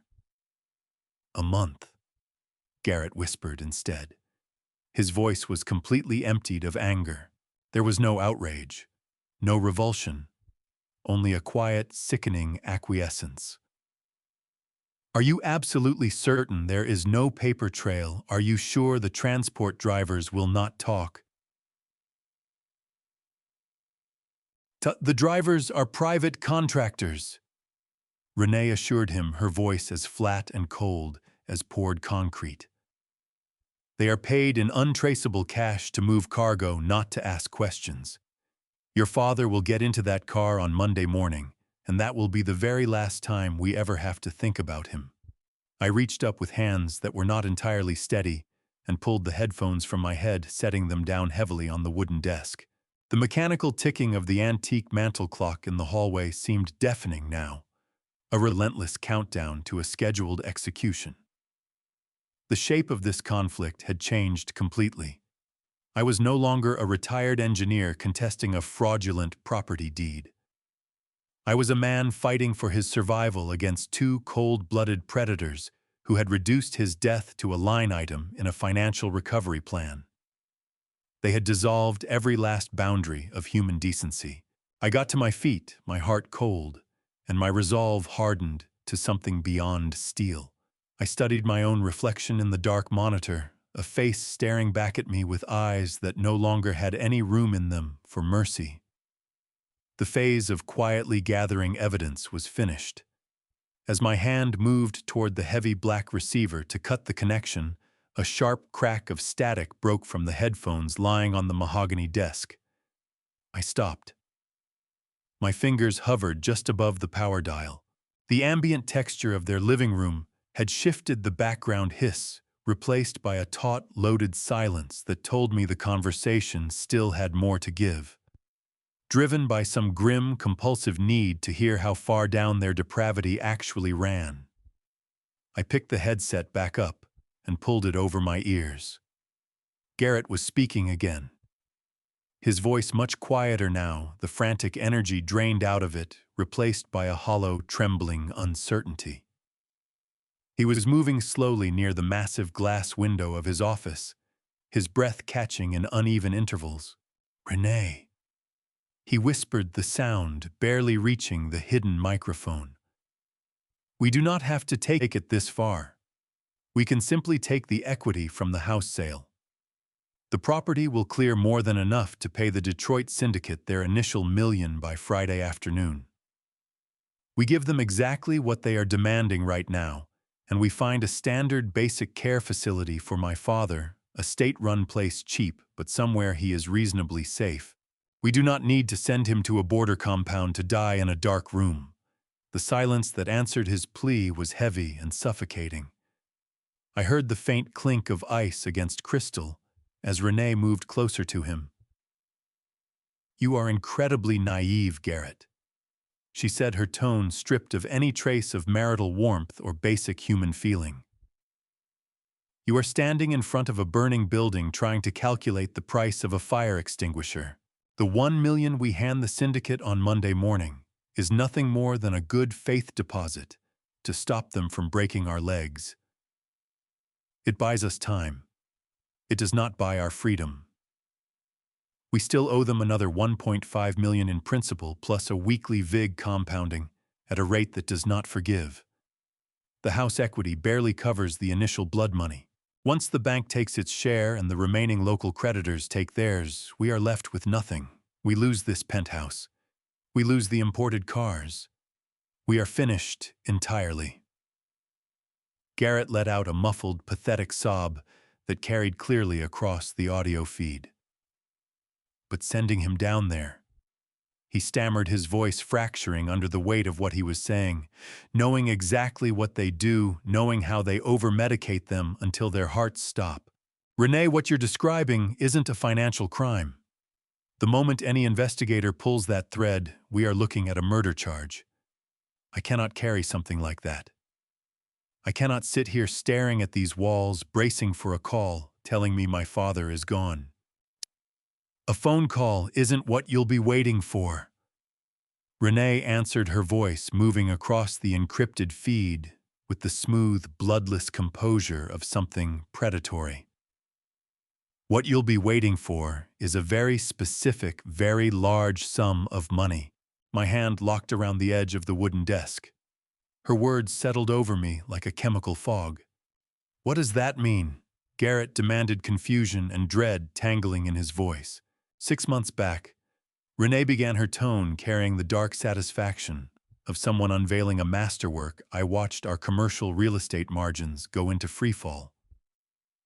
I understood immediately that we needed a failsafe no one would ever see coming.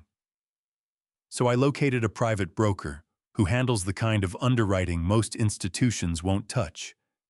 Then I took the forged power of attorney, paired it with a completely fabricated stack of medical documentation, and used all of it to bind a comprehensive life insurance policy around your father's life. Garrett's breath caught so violently it distorted the microphone. "A life insurance policy," he repeated in a barely audible whisper.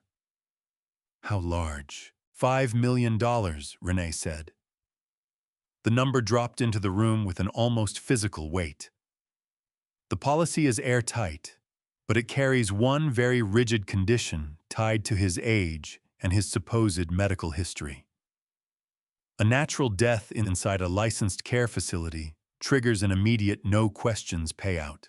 That is the entire reason we are not placing him in some government-regulated nursing home where doctors might want to keep him alive or raise uncomfortable concerns.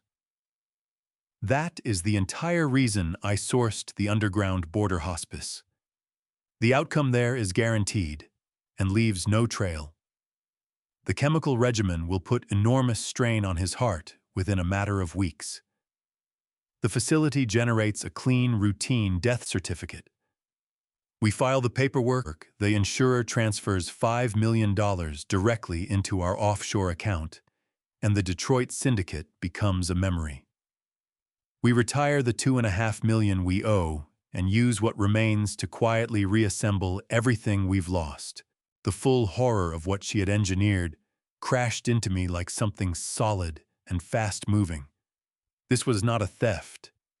This was not two desperate people making a reckless gamble and cutting me loose as collateral. They had sat down, drawn up a plan, and written my death into the budget as a line item. Renee had assigned a dollar value to whatever time I had left $5 million, and was executing against that number with the same detached precision she would bring to closing a property deal. I sat there rigid, every nerve focused on my son, waiting for the moment he pushed back. I kept listening for the version of Garrett I had raised the boy who knew right from wrong to surface and refuse. Instead, what I absorbed through those headphones was the sound of that boy dissolving. His breathing was ragged, uneven. Beneath it, barely audible, was the grinding noise of a conscience giving way. $5 million, Garrett murmured, drawing the words out. The tremor in his voice wasn't horror anymore. It was arithmetic. Sick, desperate arithmetic. That number wipes everything out. The syndicate, the mortgages, the credit lines gone. All of it. Every last bit of it, Renee confirmed, her voice dropping to something almost gentle. The slate is clean. But you have to keep steady, Garrett. You load him into that transport van Monday morning, and you do not allow yourself to glance backward. Silence stretched across the feed. I pressed my eyes closed and aimed something that might have been a prayer at whatever indifferent force governs this world, asking it to let my son be better than this moment. He wasn't. When Garrett spoke again, the shaking was gone. Every trace of conflict had been burned away, leaving something flat and hollow in its place. "Okay," he said quietly. "We send him to the border." I pulled the headphones free and set them on the desk. Whatever thread of fatherly feeling had survived to that moment was severed cleanly and completely. There was no grief in it. It was simply over. I was not a victim in this room. I was something else now. I sat with the silence of the study around me. The darkness felt weighted, distorted, a physical reflection of how thoroughly my world had been remade. My son and his wife were not people who had made a terrible mistake under pressure.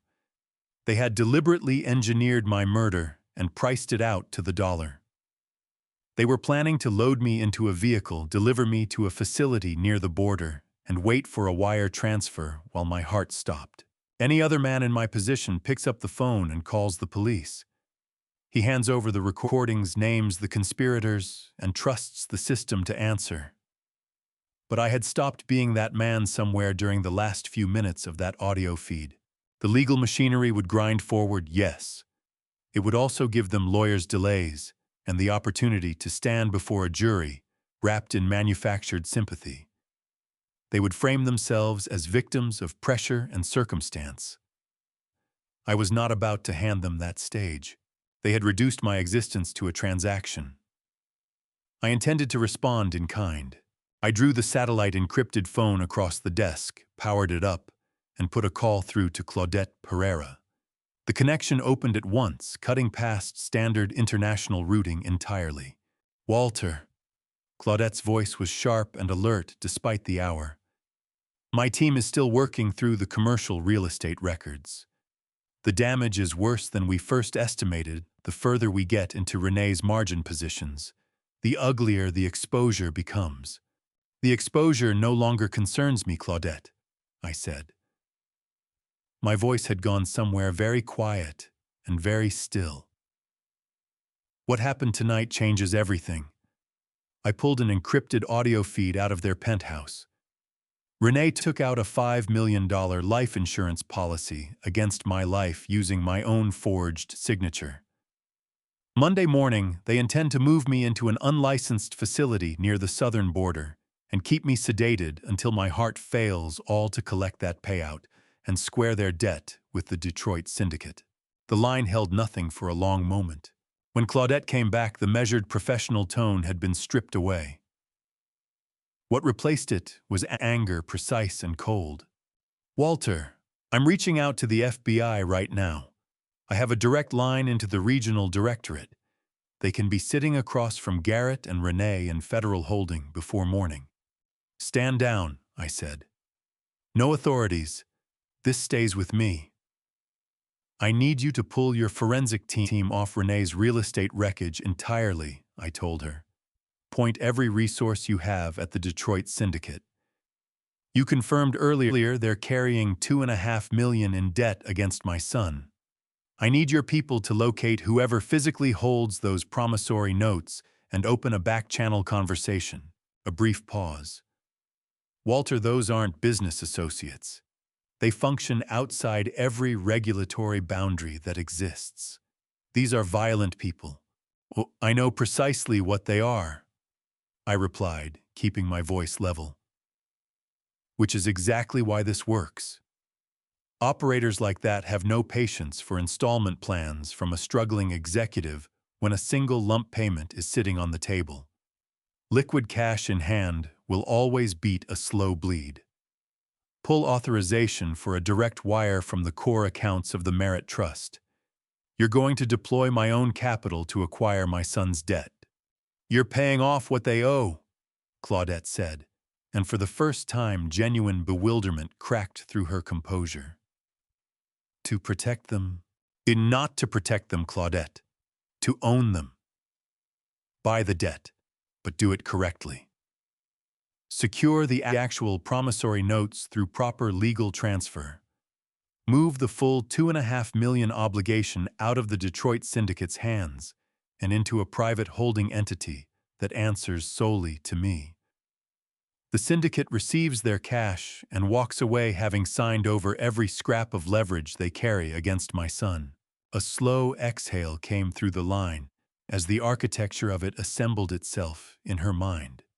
"You want to be the one holding the blade," she said quietly.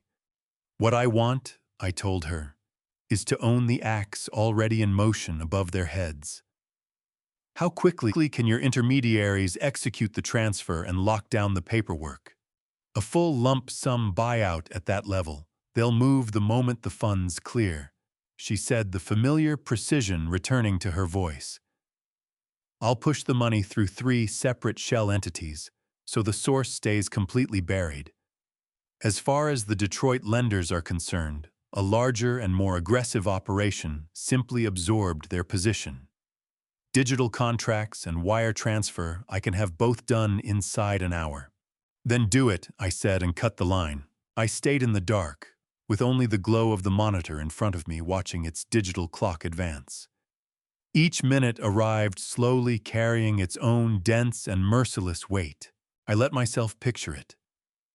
The men in Detroit jolted awake by a notification that their $2.5 million headache had been dissolved overnight by some nameless corporate buyer. I pictured the digital signatures landing one by one my son's crushing debt, migrating out of the hands of a criminal organization and settling squarely into mine. I refilled my coffee cup. The liquid was the same shade of black as whatever had replaced the paternal feeling in my chest.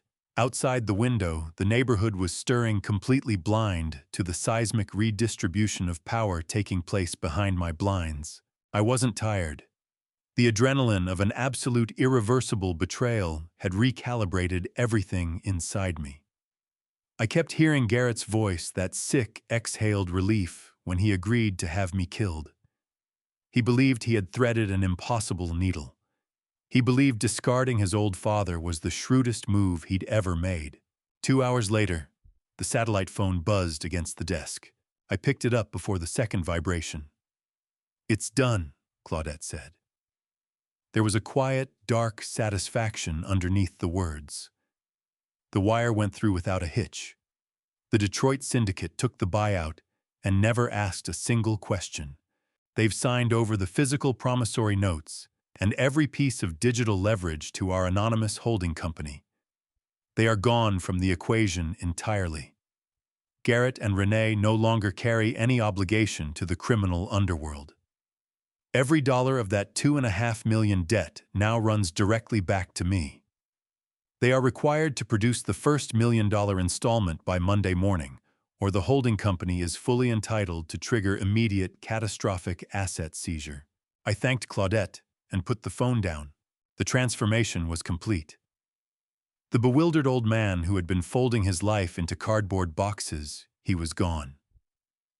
The helpless father absorbing blow after blow from an ungrateful child, gone. What remained was the architect. I now held the legal and financial machinery capable of dismantling everything they had built brick by brick. They were planning to walk through my front door Monday morning and take my home. They were planning to end my life. I looked at the glowing monitor and allowed myself a thin, cold smile. I was going to let them come. I was going to let them stroll in wearing their victory like a tailored coat, and then I was going to bring the blade down directly on their necks.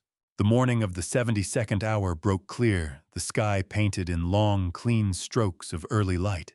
I stood at the bay window and watched the glow spread slowly across the lawns. Monday. Precisely 8:00 a.m. The stillness cracked open when a large commercial moving truck ground its way up the street and stopped hard in front of my driveway. The engine shuddered and died. The air brakes released with a hiss that carried through the glass. A sleek silver sedan pulled up behind it along the curb. Garrett climbed out from the driver's side, sharp business suit, shoulders back every inch, the picture of a man who believed he had already won. Renee stepped out from the passenger side, clutching her designer bag, her face locked into an expression of grim, purposeful annoyance. Then a third vehicle arrived, Conrad Haskell. The compromised attorney they had engaged to push the fraudulent property transfer across the finish line.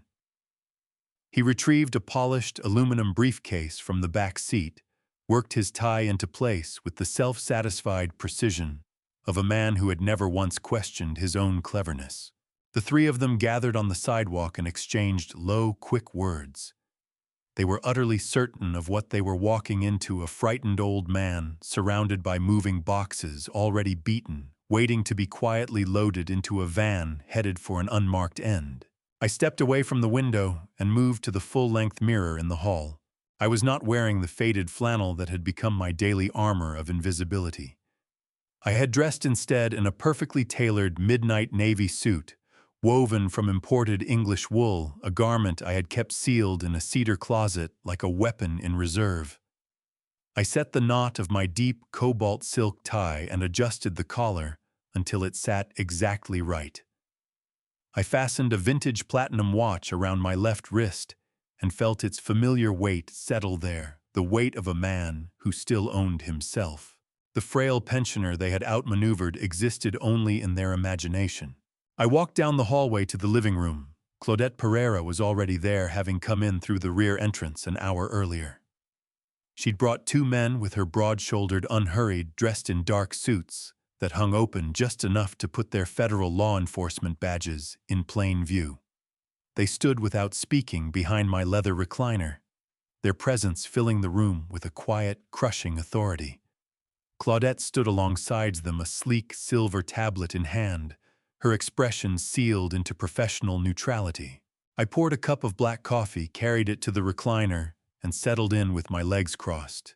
The staged moving boxes near the window completed the scene perfectly, a small piece of theater, to make them feel for one final moment that everything was going according to their plan. We sat in silence. Less than 2 minutes passed before I heard the metallic bite of a key entering the front lock. The heavy door swept inward and knocked against the rubber stop. Garrett came through first. His shoulders were set and squared, already loaded with commands. Renee was right behind him, one hand already fishing a sanitized surgical mask from her purse, as though she were stepping into a contamination zone. Conrad Haskell followed at the rear, polished aluminum briefcase in hand, prepared to produce fraudulent eviction paperwork for any official who might raise an eyebrow. Dad! Garrett's voice rang through the foyer, loud, clipped, stripped of every tremor I'd heard on those recordings. The moving crew is outside. We need you ready now.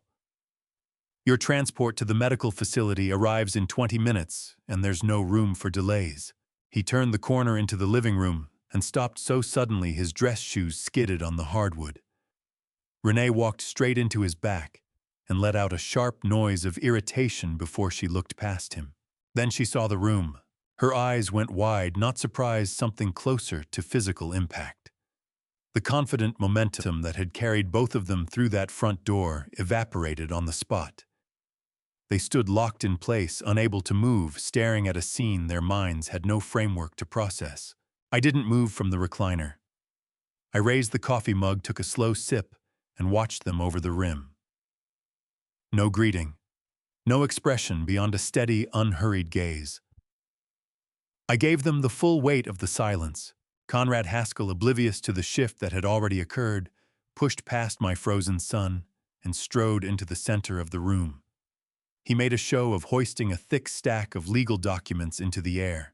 "Cha, Mr. Merritt," he announced, his voice layered with the condescension of a man performing for an audience he assumed was already defeated. "In accordance with the 72-hour eviction notice delivered to you on Friday, you are legally required to vacate these premises at once. Title to this property has been duly transferred, and your right of occupancy is extinguished.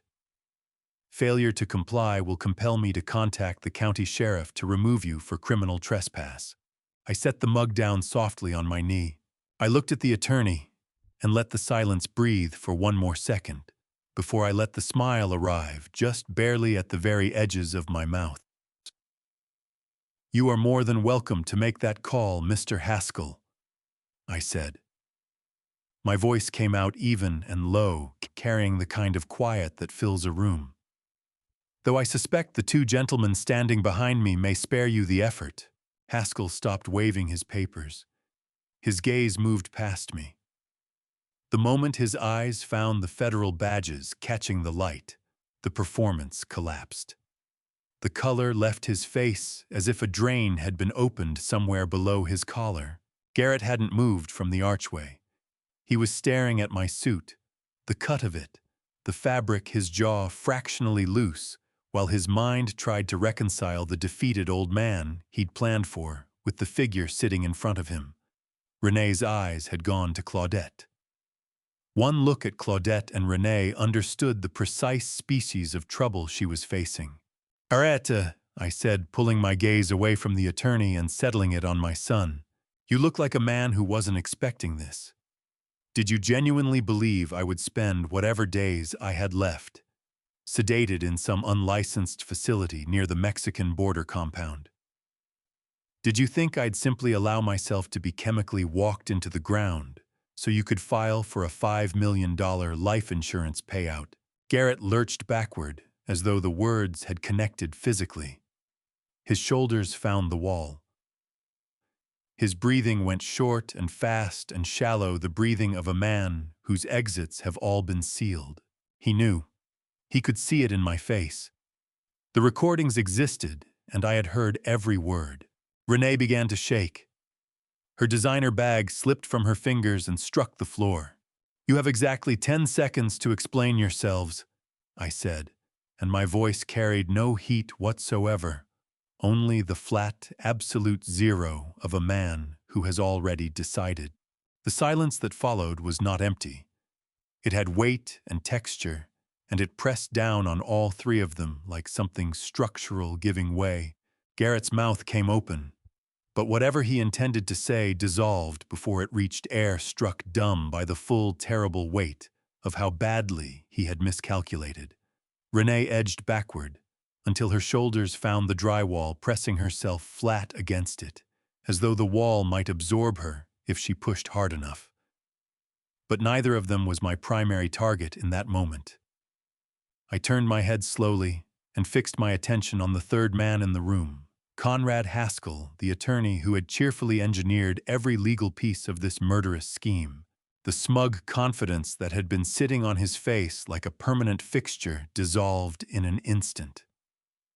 What replaced it was a pale, clammy terror. His eyes jumped from the federal badges to the eviction documents trembling in his own grip, and he understood with sudden clarity that he had walked himself directly into a legal wood chipper. I reached into the breast pocket of my jacket, produced a folded manila envelope, and dropped it onto the glass coffee table between us. It landed with a hard, flat crack against the surface. All three of them flinched at the sound. Chito, I have no interest in listening to fabricated explanations, I said, my voice carrying the measured, unshakable weight of a judge reading a final verdict. I already know precisely what each of you has done. I let my gaze rest on the attorney. Mr. Haskell, let's start with your portion of this arrangement. You drafted the fraudulent power of attorney. You filed the illegal property transfer. You notarized the documents declaring me mentally incompetent and signing the rights to my home across to my son. You pressed your state-issued seal onto that paperwork, formally certifying that I appeared in your downtown office last Tuesday and voluntarily surrendered my estate. I nodded toward the envelope on the table. Open it, Conrad. Take a look at what my associates put together over the last 24 hours. Haskell swallowed his throat, working visibly above his tightened tie. He stepped forward on unsteady legs and bent to retrieve the envelope. His damp fingers fumbled the clasp before he finally managed to pull out the contents. He stared down at a spread of high-resolution photographs and dense, organized stacks of printed data. Those are certified flight manifests, GPS tracking coordinates, and date-stamped photographs from a private fishing charter operating out of Juneau, Alaska. I told him, watching the color continue to leave his face. Specifically, they document the whereabouts of the notary public whose personal signature and state seal you borrowed for your fraudulent paperwork. The man who supposedly witnessed my signature last Tuesday was on a boat more than 3,000 miles away, completely out of cellular range with no knowledge whatsoever that you were putting his stolen credentials to use. Haskell stumbled backward, as if the photographs had burned him. The stack of papers broke free from his grip and scattered across the carpet in every direction. You made a catastrophic miscalculation, Conrad, I said, leaning forward in the recliner and holding his panicked stare. You assumed you were dealing with a frightened retiree who lacked both the means and the will to scrutinize your paperwork. You assumed an illegal property seizure dressed up as a routine elder care transfer would sail through unexamined. I paused to let that land. But forging a notary seal to carry out the unlawful seizure of a physical asset is not a minor procedural lapse. It is a serious federal crime. Add in the unauthorized movement of my pension funds that you helped redirect to cover your own fees, and you have stepped squarely into federal wire fraud territory. And given my age, your conduct falls under elder abuse statutes of the most severe kind. You participated knowingly in a coordinated criminal conspiracy aimed at destroying my life. The two federal agents behind me chose that moment to step forward. They moved out from the shadow of the hallway, and their physical presence instantly reorganized the entire room. The taller of the two, broad across the shoulders, his face set in a grim, immovable expression, let his hand settle onto his utility belt. Mr. Haskell. His voice was a low, resonant baritone that left no space for interpretation. We have reviewed the preliminary evidence assembled by Mr. Merritt's legal team. Expedited warrants have been secured to freeze your personal accounts, seize your electronic devices, and conduct a full audit of your practice. You are looking at a federal mandatory minimum of 15 years complete professional disbarment and the permanent demolition of everything you've built. The mask of Conrad Haskell, confident attorney, did not crack. It shattered outright. The polished aluminum briefcase fell from his hand, and struck the hardwood with a crash that seemed to echo the collapse happening inside him. His knees gave way beneath him, and he went down onto the Persian rug chest, heaving in rapid, uncontrolled bursts. He didn't look at Garrett. He wouldn't even glance at Renee. In the span of a few seconds, he had thrown his own clients overboard without a moment's hesitation. "Please!" he begged, thrusting both trembling hands upward toward the agents, his voice shrunk down to a thin, pitiful whine. "You have to understand, I didn't know the full extent of what they were planning. I was handling paperwork, that's all. Garrett told me this was a standard family arrangement, that his father was seriously ill and needed immediate placement. I can give you everything. I have encrypted emails, saved messages, a private ledger I kept of their communications. I'll testify against both of them right now. I'll hand over the entire paper trail, every piece of it. Please. I'm asking for full federal immunity. Don't take my license. Don't put me in prison. I'll tell you everything about their debts, the syndicate, all of it." I watched the man who had walked in here with a briefcase full of arrogance now weep openly on my living room floor, groveling for mercy he had done nothing to earn. I looked down at him with a contempt so cold it had passed through anger entirely. I had spent my working life constructing something honest, a legacy built from genuine effort, quiet discipline, and a stubborn refusal to take shortcuts at someone else's expense. I had operated on the assumption that most people at their core honored the same basic contract. But watching this creature collapse on my carpet, bargaining away his clients without a flicker of conscience, I understood something I had perhaps always suspected: there are people in this world who are simply predators, content to feed on whoever appears too weak to fight back right up until the moment they discover they were wrong. I settled back into the recliner and lifted my coffee. I took a slow, deliberate sip and looked down at him the way you look at something unpleasant on the bottom of a shoe. "An immunity is not something you will be receiving, Mr. Haskell," I said, keeping my voice low and even. "You built your practice by preying on the weak. Today you made the fatal error of preying upon the absolute wrong man." The 10 seconds elapsed in a silence that felt almost structural, thick enough to lean against. Conrad Haskell remained folded on the Persian rug, still weeping. Garrett stood motionless near the archway, eyes vacant, his mind apparently unable to complete a coherent thought. It was Renee who moved first. The survival instinct she had spent years sharpening in boardrooms and behind closing tables kicked in hard. She pulled herself upright, smoothed the front of her silk blouse with fingers that couldn't quite stop trembling, and leveled a manicured finger directly at my chest.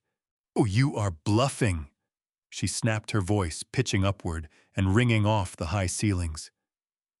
"You are a delusional old man playing dress-up. This house belongs to us. We hold the signed property deed. We have full legal and medical authority over your estate. You have nothing here, Walter. No money, no leverage, and no standing to challenge anything we've decided. You are getting into that transport van right now, or I will have these officers remove you from my property for trespassing." I didn't raise my voice to meet hers. I reached into my jacket, retrieved my phone, and tapped the screen, once pairing it with the high-end surround sound system I had installed in this room years ago. I pressed play. Renee's own voice filled the space, crisp, perfectly rendered, amplified through every speaker in the room. The audio quality was immaculate, not a syllable lost. I found a place. The recorded Renee announced, her digitized words dropping into the frozen room with the weight of stones hitting still water. "It is an unlicensed, off-the-grid hospice compound located about 10 miles north of the Mexican border. They cater specifically to families who need their elderly relatives to quietly disappear." Renee recoiled, as though a whip had caught her across the face. Both hands flew up to cover her mouth. a strangled guttural sound, forcing its way past her fingers. I watched Garrett as the recording kept playing, his own hollow, cowardly voice filling the room, broadcasting his complicity to everyone present. But the recording had more to deliver. It pushed forward into the most sickening section of their scheme. Through the speakers came Renee's calm, methodical explanation of the $5 million life insurance policy, her precise, premeditated blueprint for inducing my cardiac arrest through chemical sedation, and the undisguised satisfaction with which she had planned to cash out my life to rescue their crumbling empire. The blood drained from my son's face until his skin went the color of old candle wax. His knees buckled visibly, and one hand shot out to catch the edge of the foyer table before he went down entirely. Stripped of every internal justification, his actions played back in high-definition audio, whatever remained of Garrett's conscience finally gave way beneath the weight of it. The two agents shifted behind me, hands moving to rest near their belts, bodies coiled and ready for anything sudden or desperate. I tapped the screen. The audio cut out, and a heavy, suffocating silence pressed down over the room. "You believed you were being clever," I said, my voice slicing through the quiet with a calm precision that was sharper than anger. "You decided a human life could be managed the same way you'd manage a bad line item on a balance sheet. You planned to chemically execute your own father to cover catastrophically reckless financial decisions." I paused. "You assumed I was deaf-blind and entirely without recourse." I rose slowly from the recliner, fastening the front of my jacket as I came to my full height. Something in my bearing, unhurried, absolute, registered on Garrett's face as something he had never witnessed in me before. I reached into my inner pocket and drew out a thick, folded set of legal documents. Then I crossed the Persian rug, stepping carefully around Conrad Haskell's collapsed weeping form, and came to a stop a few feet from my trembling son. "You attempted to have me killed to settle a $2.5 million debt," I said, each word placed with deliberate, merciless precision. "You forged documents, engaged corrupt legal counsel, and arranged for my body to be deposited in an unmarked grave to satisfy the demands of a Detroit lending syndicate. You believed $5 million in fraudulent insurance proceeds would zero out your ledger and buy your freedom." I lifted the documents and held them into the morning light, letting the dense columns of financial text catch it fully. "But the people you owe have changed, Garrett." He stared at the papers with the vacant look of a man watching the ground dissolve beneath him. "What are those?" he whispered, his voice reduced to a dry, fractured rasp. These are the original promissory notes," I said, dropping the stack onto the glass coffee table where it landed with a heavy, conclusive thud. "The legally binding contracts accounting for every dollar you borrowed from the Detroit underground. Early this morning, while you were still dreaming about your $5 million windfall, I directed Claudette to reach out to your lenders. I authorized my financial team to execute a full, immediate buyout of your criminal debt portfolio." Renee drew a sharp, ragged breath. Her eyes ricocheted between the documents, the federal agents, and my face. "To you, a buyout?" she stammered, her voice fracturing. "How could you possibly fund a buyout? You're a retired engineer on a fixed pension. We reviewed your accounts. We reviewed your financial records. You reviewed the profile I deliberately assembled for public consumption," I said, turning my gaze toward her pale, terrified face. "You saw the modest accounts I maintained for groceries and property taxes. What your greed was too shallow and too impatient to discover what your contempt for a supposedly helpless old man blinded you to entirely was the substantial generational wealth I have managed quietly for decades." I let the words arrive with the weight they deserved. "I am the sole primary beneficiary of a $90 million corporate trust. The capital available to me is beyond anything your calculations ever considered. Garrett made a small, wounded sound, the noise of a man who has just grasped that he threw away his father's life for pennies while standing atop a mountain of gold. I used an insignificant fraction of those resources to settle the Detroit syndicate. I continued. I wired $2.5 million into their holding accounts. They signed over every piece of leverage they carried against your lives without a moment's hesitation. I let the silence work before I finished. I am now your sole creditor. The loan is in default. I am exercising my full legal right to initiate immediate asset seizure, your downtown penthouse, your imported vehicles, your margin accounts. You are completely and irreversibly bankrupt. And for the documented, premeditated conspiracy to commit murder, you are both going to spend the remainder of your lives in a federal penitentiary. The totality of it struck Renee like a structure coming down on top of her. Everything she had constructed, the persona of the untouchable corporate wife, the polished certainty that she was always the most dangerous person in any room, collapsed at once. What it left behind was a cornered, terrified animal. She let out a piercing, hysterical shriek that rang off the high ceilings and echoed back into the room. Her legs gave way, and she went down hard onto the Persian rug, manicured hands clawing at the woven fabric as though searching for something solid to grip. The woman who had mapped out the timeline of my chemical execution, with the composure of someone scheduling a business lunch, was now a sobbing, hyperventilating wreck on my living room floor. She did not look at me. There was no remorse in her expression, only a vicious, cornered fury aimed entirely at her husband. Her tear-streaked face swung toward Garrett, eyes blazing.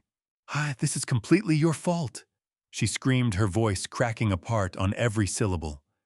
"You told me he was just a clueless old man. You swore to me this would be clean and simple. You dragged me into this financial disaster. You made me part of this plan. I never wanted anything to do with your pathetic family, Garrett. You did this." Garrett didn't turn to face her. His entire world had been inverted in the space of a few minutes. He looked at the promissory notes on the coffee table, then at the federal agents behind my chair, then at my face. The moment he fully understood that he had unknowingly placed his own neck into my hands finished him completely. He went to his knees. He crossed the floor between us on all fours. Every shred of composure abandoned his movements, stripped of any dignity whatsoever. When he reached me, he grabbed at the fabric covering my legs with both shaking hands and looked up. "Dad, please." His voice had collapsed into a high, desperate whimper that turned my stomach. "Dad, you cannot do this. You cannot send me to federal prison. I am your only boy."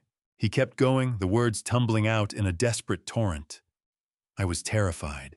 The syndicate had their hands around my throat. They were going to take everything, maybe worse. I panicked. I made a catastrophic mistake. "But I am still your flesh and blood. Please look at me. I am your son. Give me a second chance. I will pay you back every single cent. Just please do not let them take me away." I stood over the man clutching my legs and allowed myself one involuntary second, a single flash of something older. A small, bright-eyed boy in this very driveway, a bicycle wobbling beneath him, my hand steady at his back, a promise that I would always keep him safe. That boy had been gone for a very long time. What was on the floor in front of me now was something that had replaced him. My chest felt like granite, not cold with emotion emptied of it. No pity moved through me. No hesitation stirred. I reached down, closed my hands around his wrists with a grip that visibly startled him, and removed his hands from my jacket. I stepped back and let him sink onto the rug. "You stopped being my son the precise moment you assigned a price to whatever time I had remaining," I said. My voice carried no heat, only the finality of a door being permanently sealed.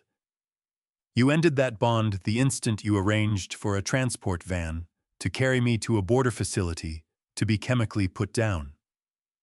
This was not a mistake, Garrett. It was a calculated, purely financial decision. And now you will pay the exact going rate for that transaction. I gave a single quiet nod toward the agents standing behind me. Both men stepped forward, moving with the seamless, unhurried efficiency of federal law enforcement that has performed this task many times before. The agent on the left took Garrett by his tailored collar, dragging him to his feet and pulling his arms behind his back in one fluid movement. The hard, metallic snap of handcuffs ratcheting shut rang through the living room like a closing door. The second agent moved on Renee, brushing past her hysterical resistance and locking her wrists in cold steel without a word. Conrad Haskell, still huddled in the corner, releasing quiet, broken sobs, was hauled upright by a third agent who had entered through the foyer, completing the sweep. All three secured. All three finished. I did not linger to hear Miranda rights recited. I pressed myself up from the leather recliner, drew one long, measured breath, and worked the buttons of my jacket closed. I turned away from the wreckage of what had once been my family and walked steadily toward the front door. Claudette Pereira stepped out of my path, and as I passed her, I caught the edge of something rare on her face, a quiet, composed smile carrying the full weight of professional respect. She matched my stride as we moved together out of the house. The morning sunlight was sharp and clean when I crossed the threshold. The street beyond was calm, unhurried, completely indifferent to the catastrophic unraveling that had just played out on the other side of that door. I moved past the large moving truck sitting at the curb. The two movers who had been brought in to strip the house were propped against the metal bumper with cigarettes, their expressions twisted with confusion at the ring of federal vehicles that had descended on the block. Not one glance did I spare them. I walked with my spine straight and my chin level, my dignity no longer a debt I owed anyone, fully reclaimed, fully mine. A black town car sat idling close to the driveway. The driver moved quickly to get the door open as I came near. I settled into the leather interior, drawing in the cool, quiet stillness of it. Claudette slid into the seat beside me and retrieved her silver tablet, already moving into the financial triage of my former son's shattered corporate empire. Through the tinted glass, I allowed myself one last look at the modest house where more than 30 years of my life had unfolded. It carried no pull on me now, no warmth, no memory that mattered. It was nothing but a structure, a hollow shell emptied at last of the people who had quietly engineered my death inside it. The driver put the car in gear and the town car drew smoothly away from the curb. I left that house behind without looking back. I was moving forward toward a life that belonged entirely to me again. Finally, completely, irreversibly free. People spend their whole lives describing family as the one place where they are always safe, always anchored. But a shared bloodline is not the same thing as loyalty, and love that has to be assumed is not love at all. Real respect is built deliberately through integrity and sacrifice, and the daily, unglamorous choice to honor the people depending on you. When greed displaces all of that, when the hunger for money and comfort outgrows everything else, even the deepest bonds can quietly hollow out from the inside until nothing remains but the shape of what used to be there. My son looked at my age and concluded it made me vulnerable. He looked at my silence and concluded it made me ignorant. He mistook the patience of a father for the blindness of a fool. He was wrong about all of it. The hardest thing I have ever been forced to accept is this: there are people in your life you cannot rescue. Not because the tools aren't available, but because they are not lost. They made their choice deliberately with full knowledge of what it would cost you. You cannot pull someone back from a decision they made with open eyes. Sometimes the only way to protect what remains of yourself is to stand aside and allow the weight of their own choices to find them. That is what justice looks like when you are the one who builds it with your own hands. Not a courtroom plea, not a lawyer's mercy, not a suspended sentence. The full, unbroken, irreversible consequence of what they decided to do. I had earned that, and I intended to enjoy every day of what came next. I want to thank you for sitting with this story all the way to the end. It is not an easy one to tell, and I suspect it was not always an easy one to hear. Looking back, what this cost me was not the house, not the money, not even the years I gave to a son who decided I was worth more dead than alive. What it cost me was the version of myself that still believed love was enough to protect a person. I believe God allowed me to lose that particular illusion so I could finally see clearly and act accordingly. The grief of that is real, but so is the freedom that came after. Here is what I want you to take with you. Never let comfort make you careless. Verify what matters even when verification feels like an insult to the people you trust. If someone is moving fast to separate you from your assets, your home or your independence, slow everything down. Urgency is a tool predators use. Document everything. A quiet record kept in private is often the only witness that cannot be bought, pressured, or silenced. And if you ever find yourself standing where I stood, betrayed, isolated, and written off as finished, remember that the people who underestimate you have just handed you the only advantage you need. If this story moved you, I hope you will share it with someone who needs to hear it. Leave a comment below and tell me what part stayed with you. And if you have not yet subscribed to Dad Revenge, I would be grateful if you did.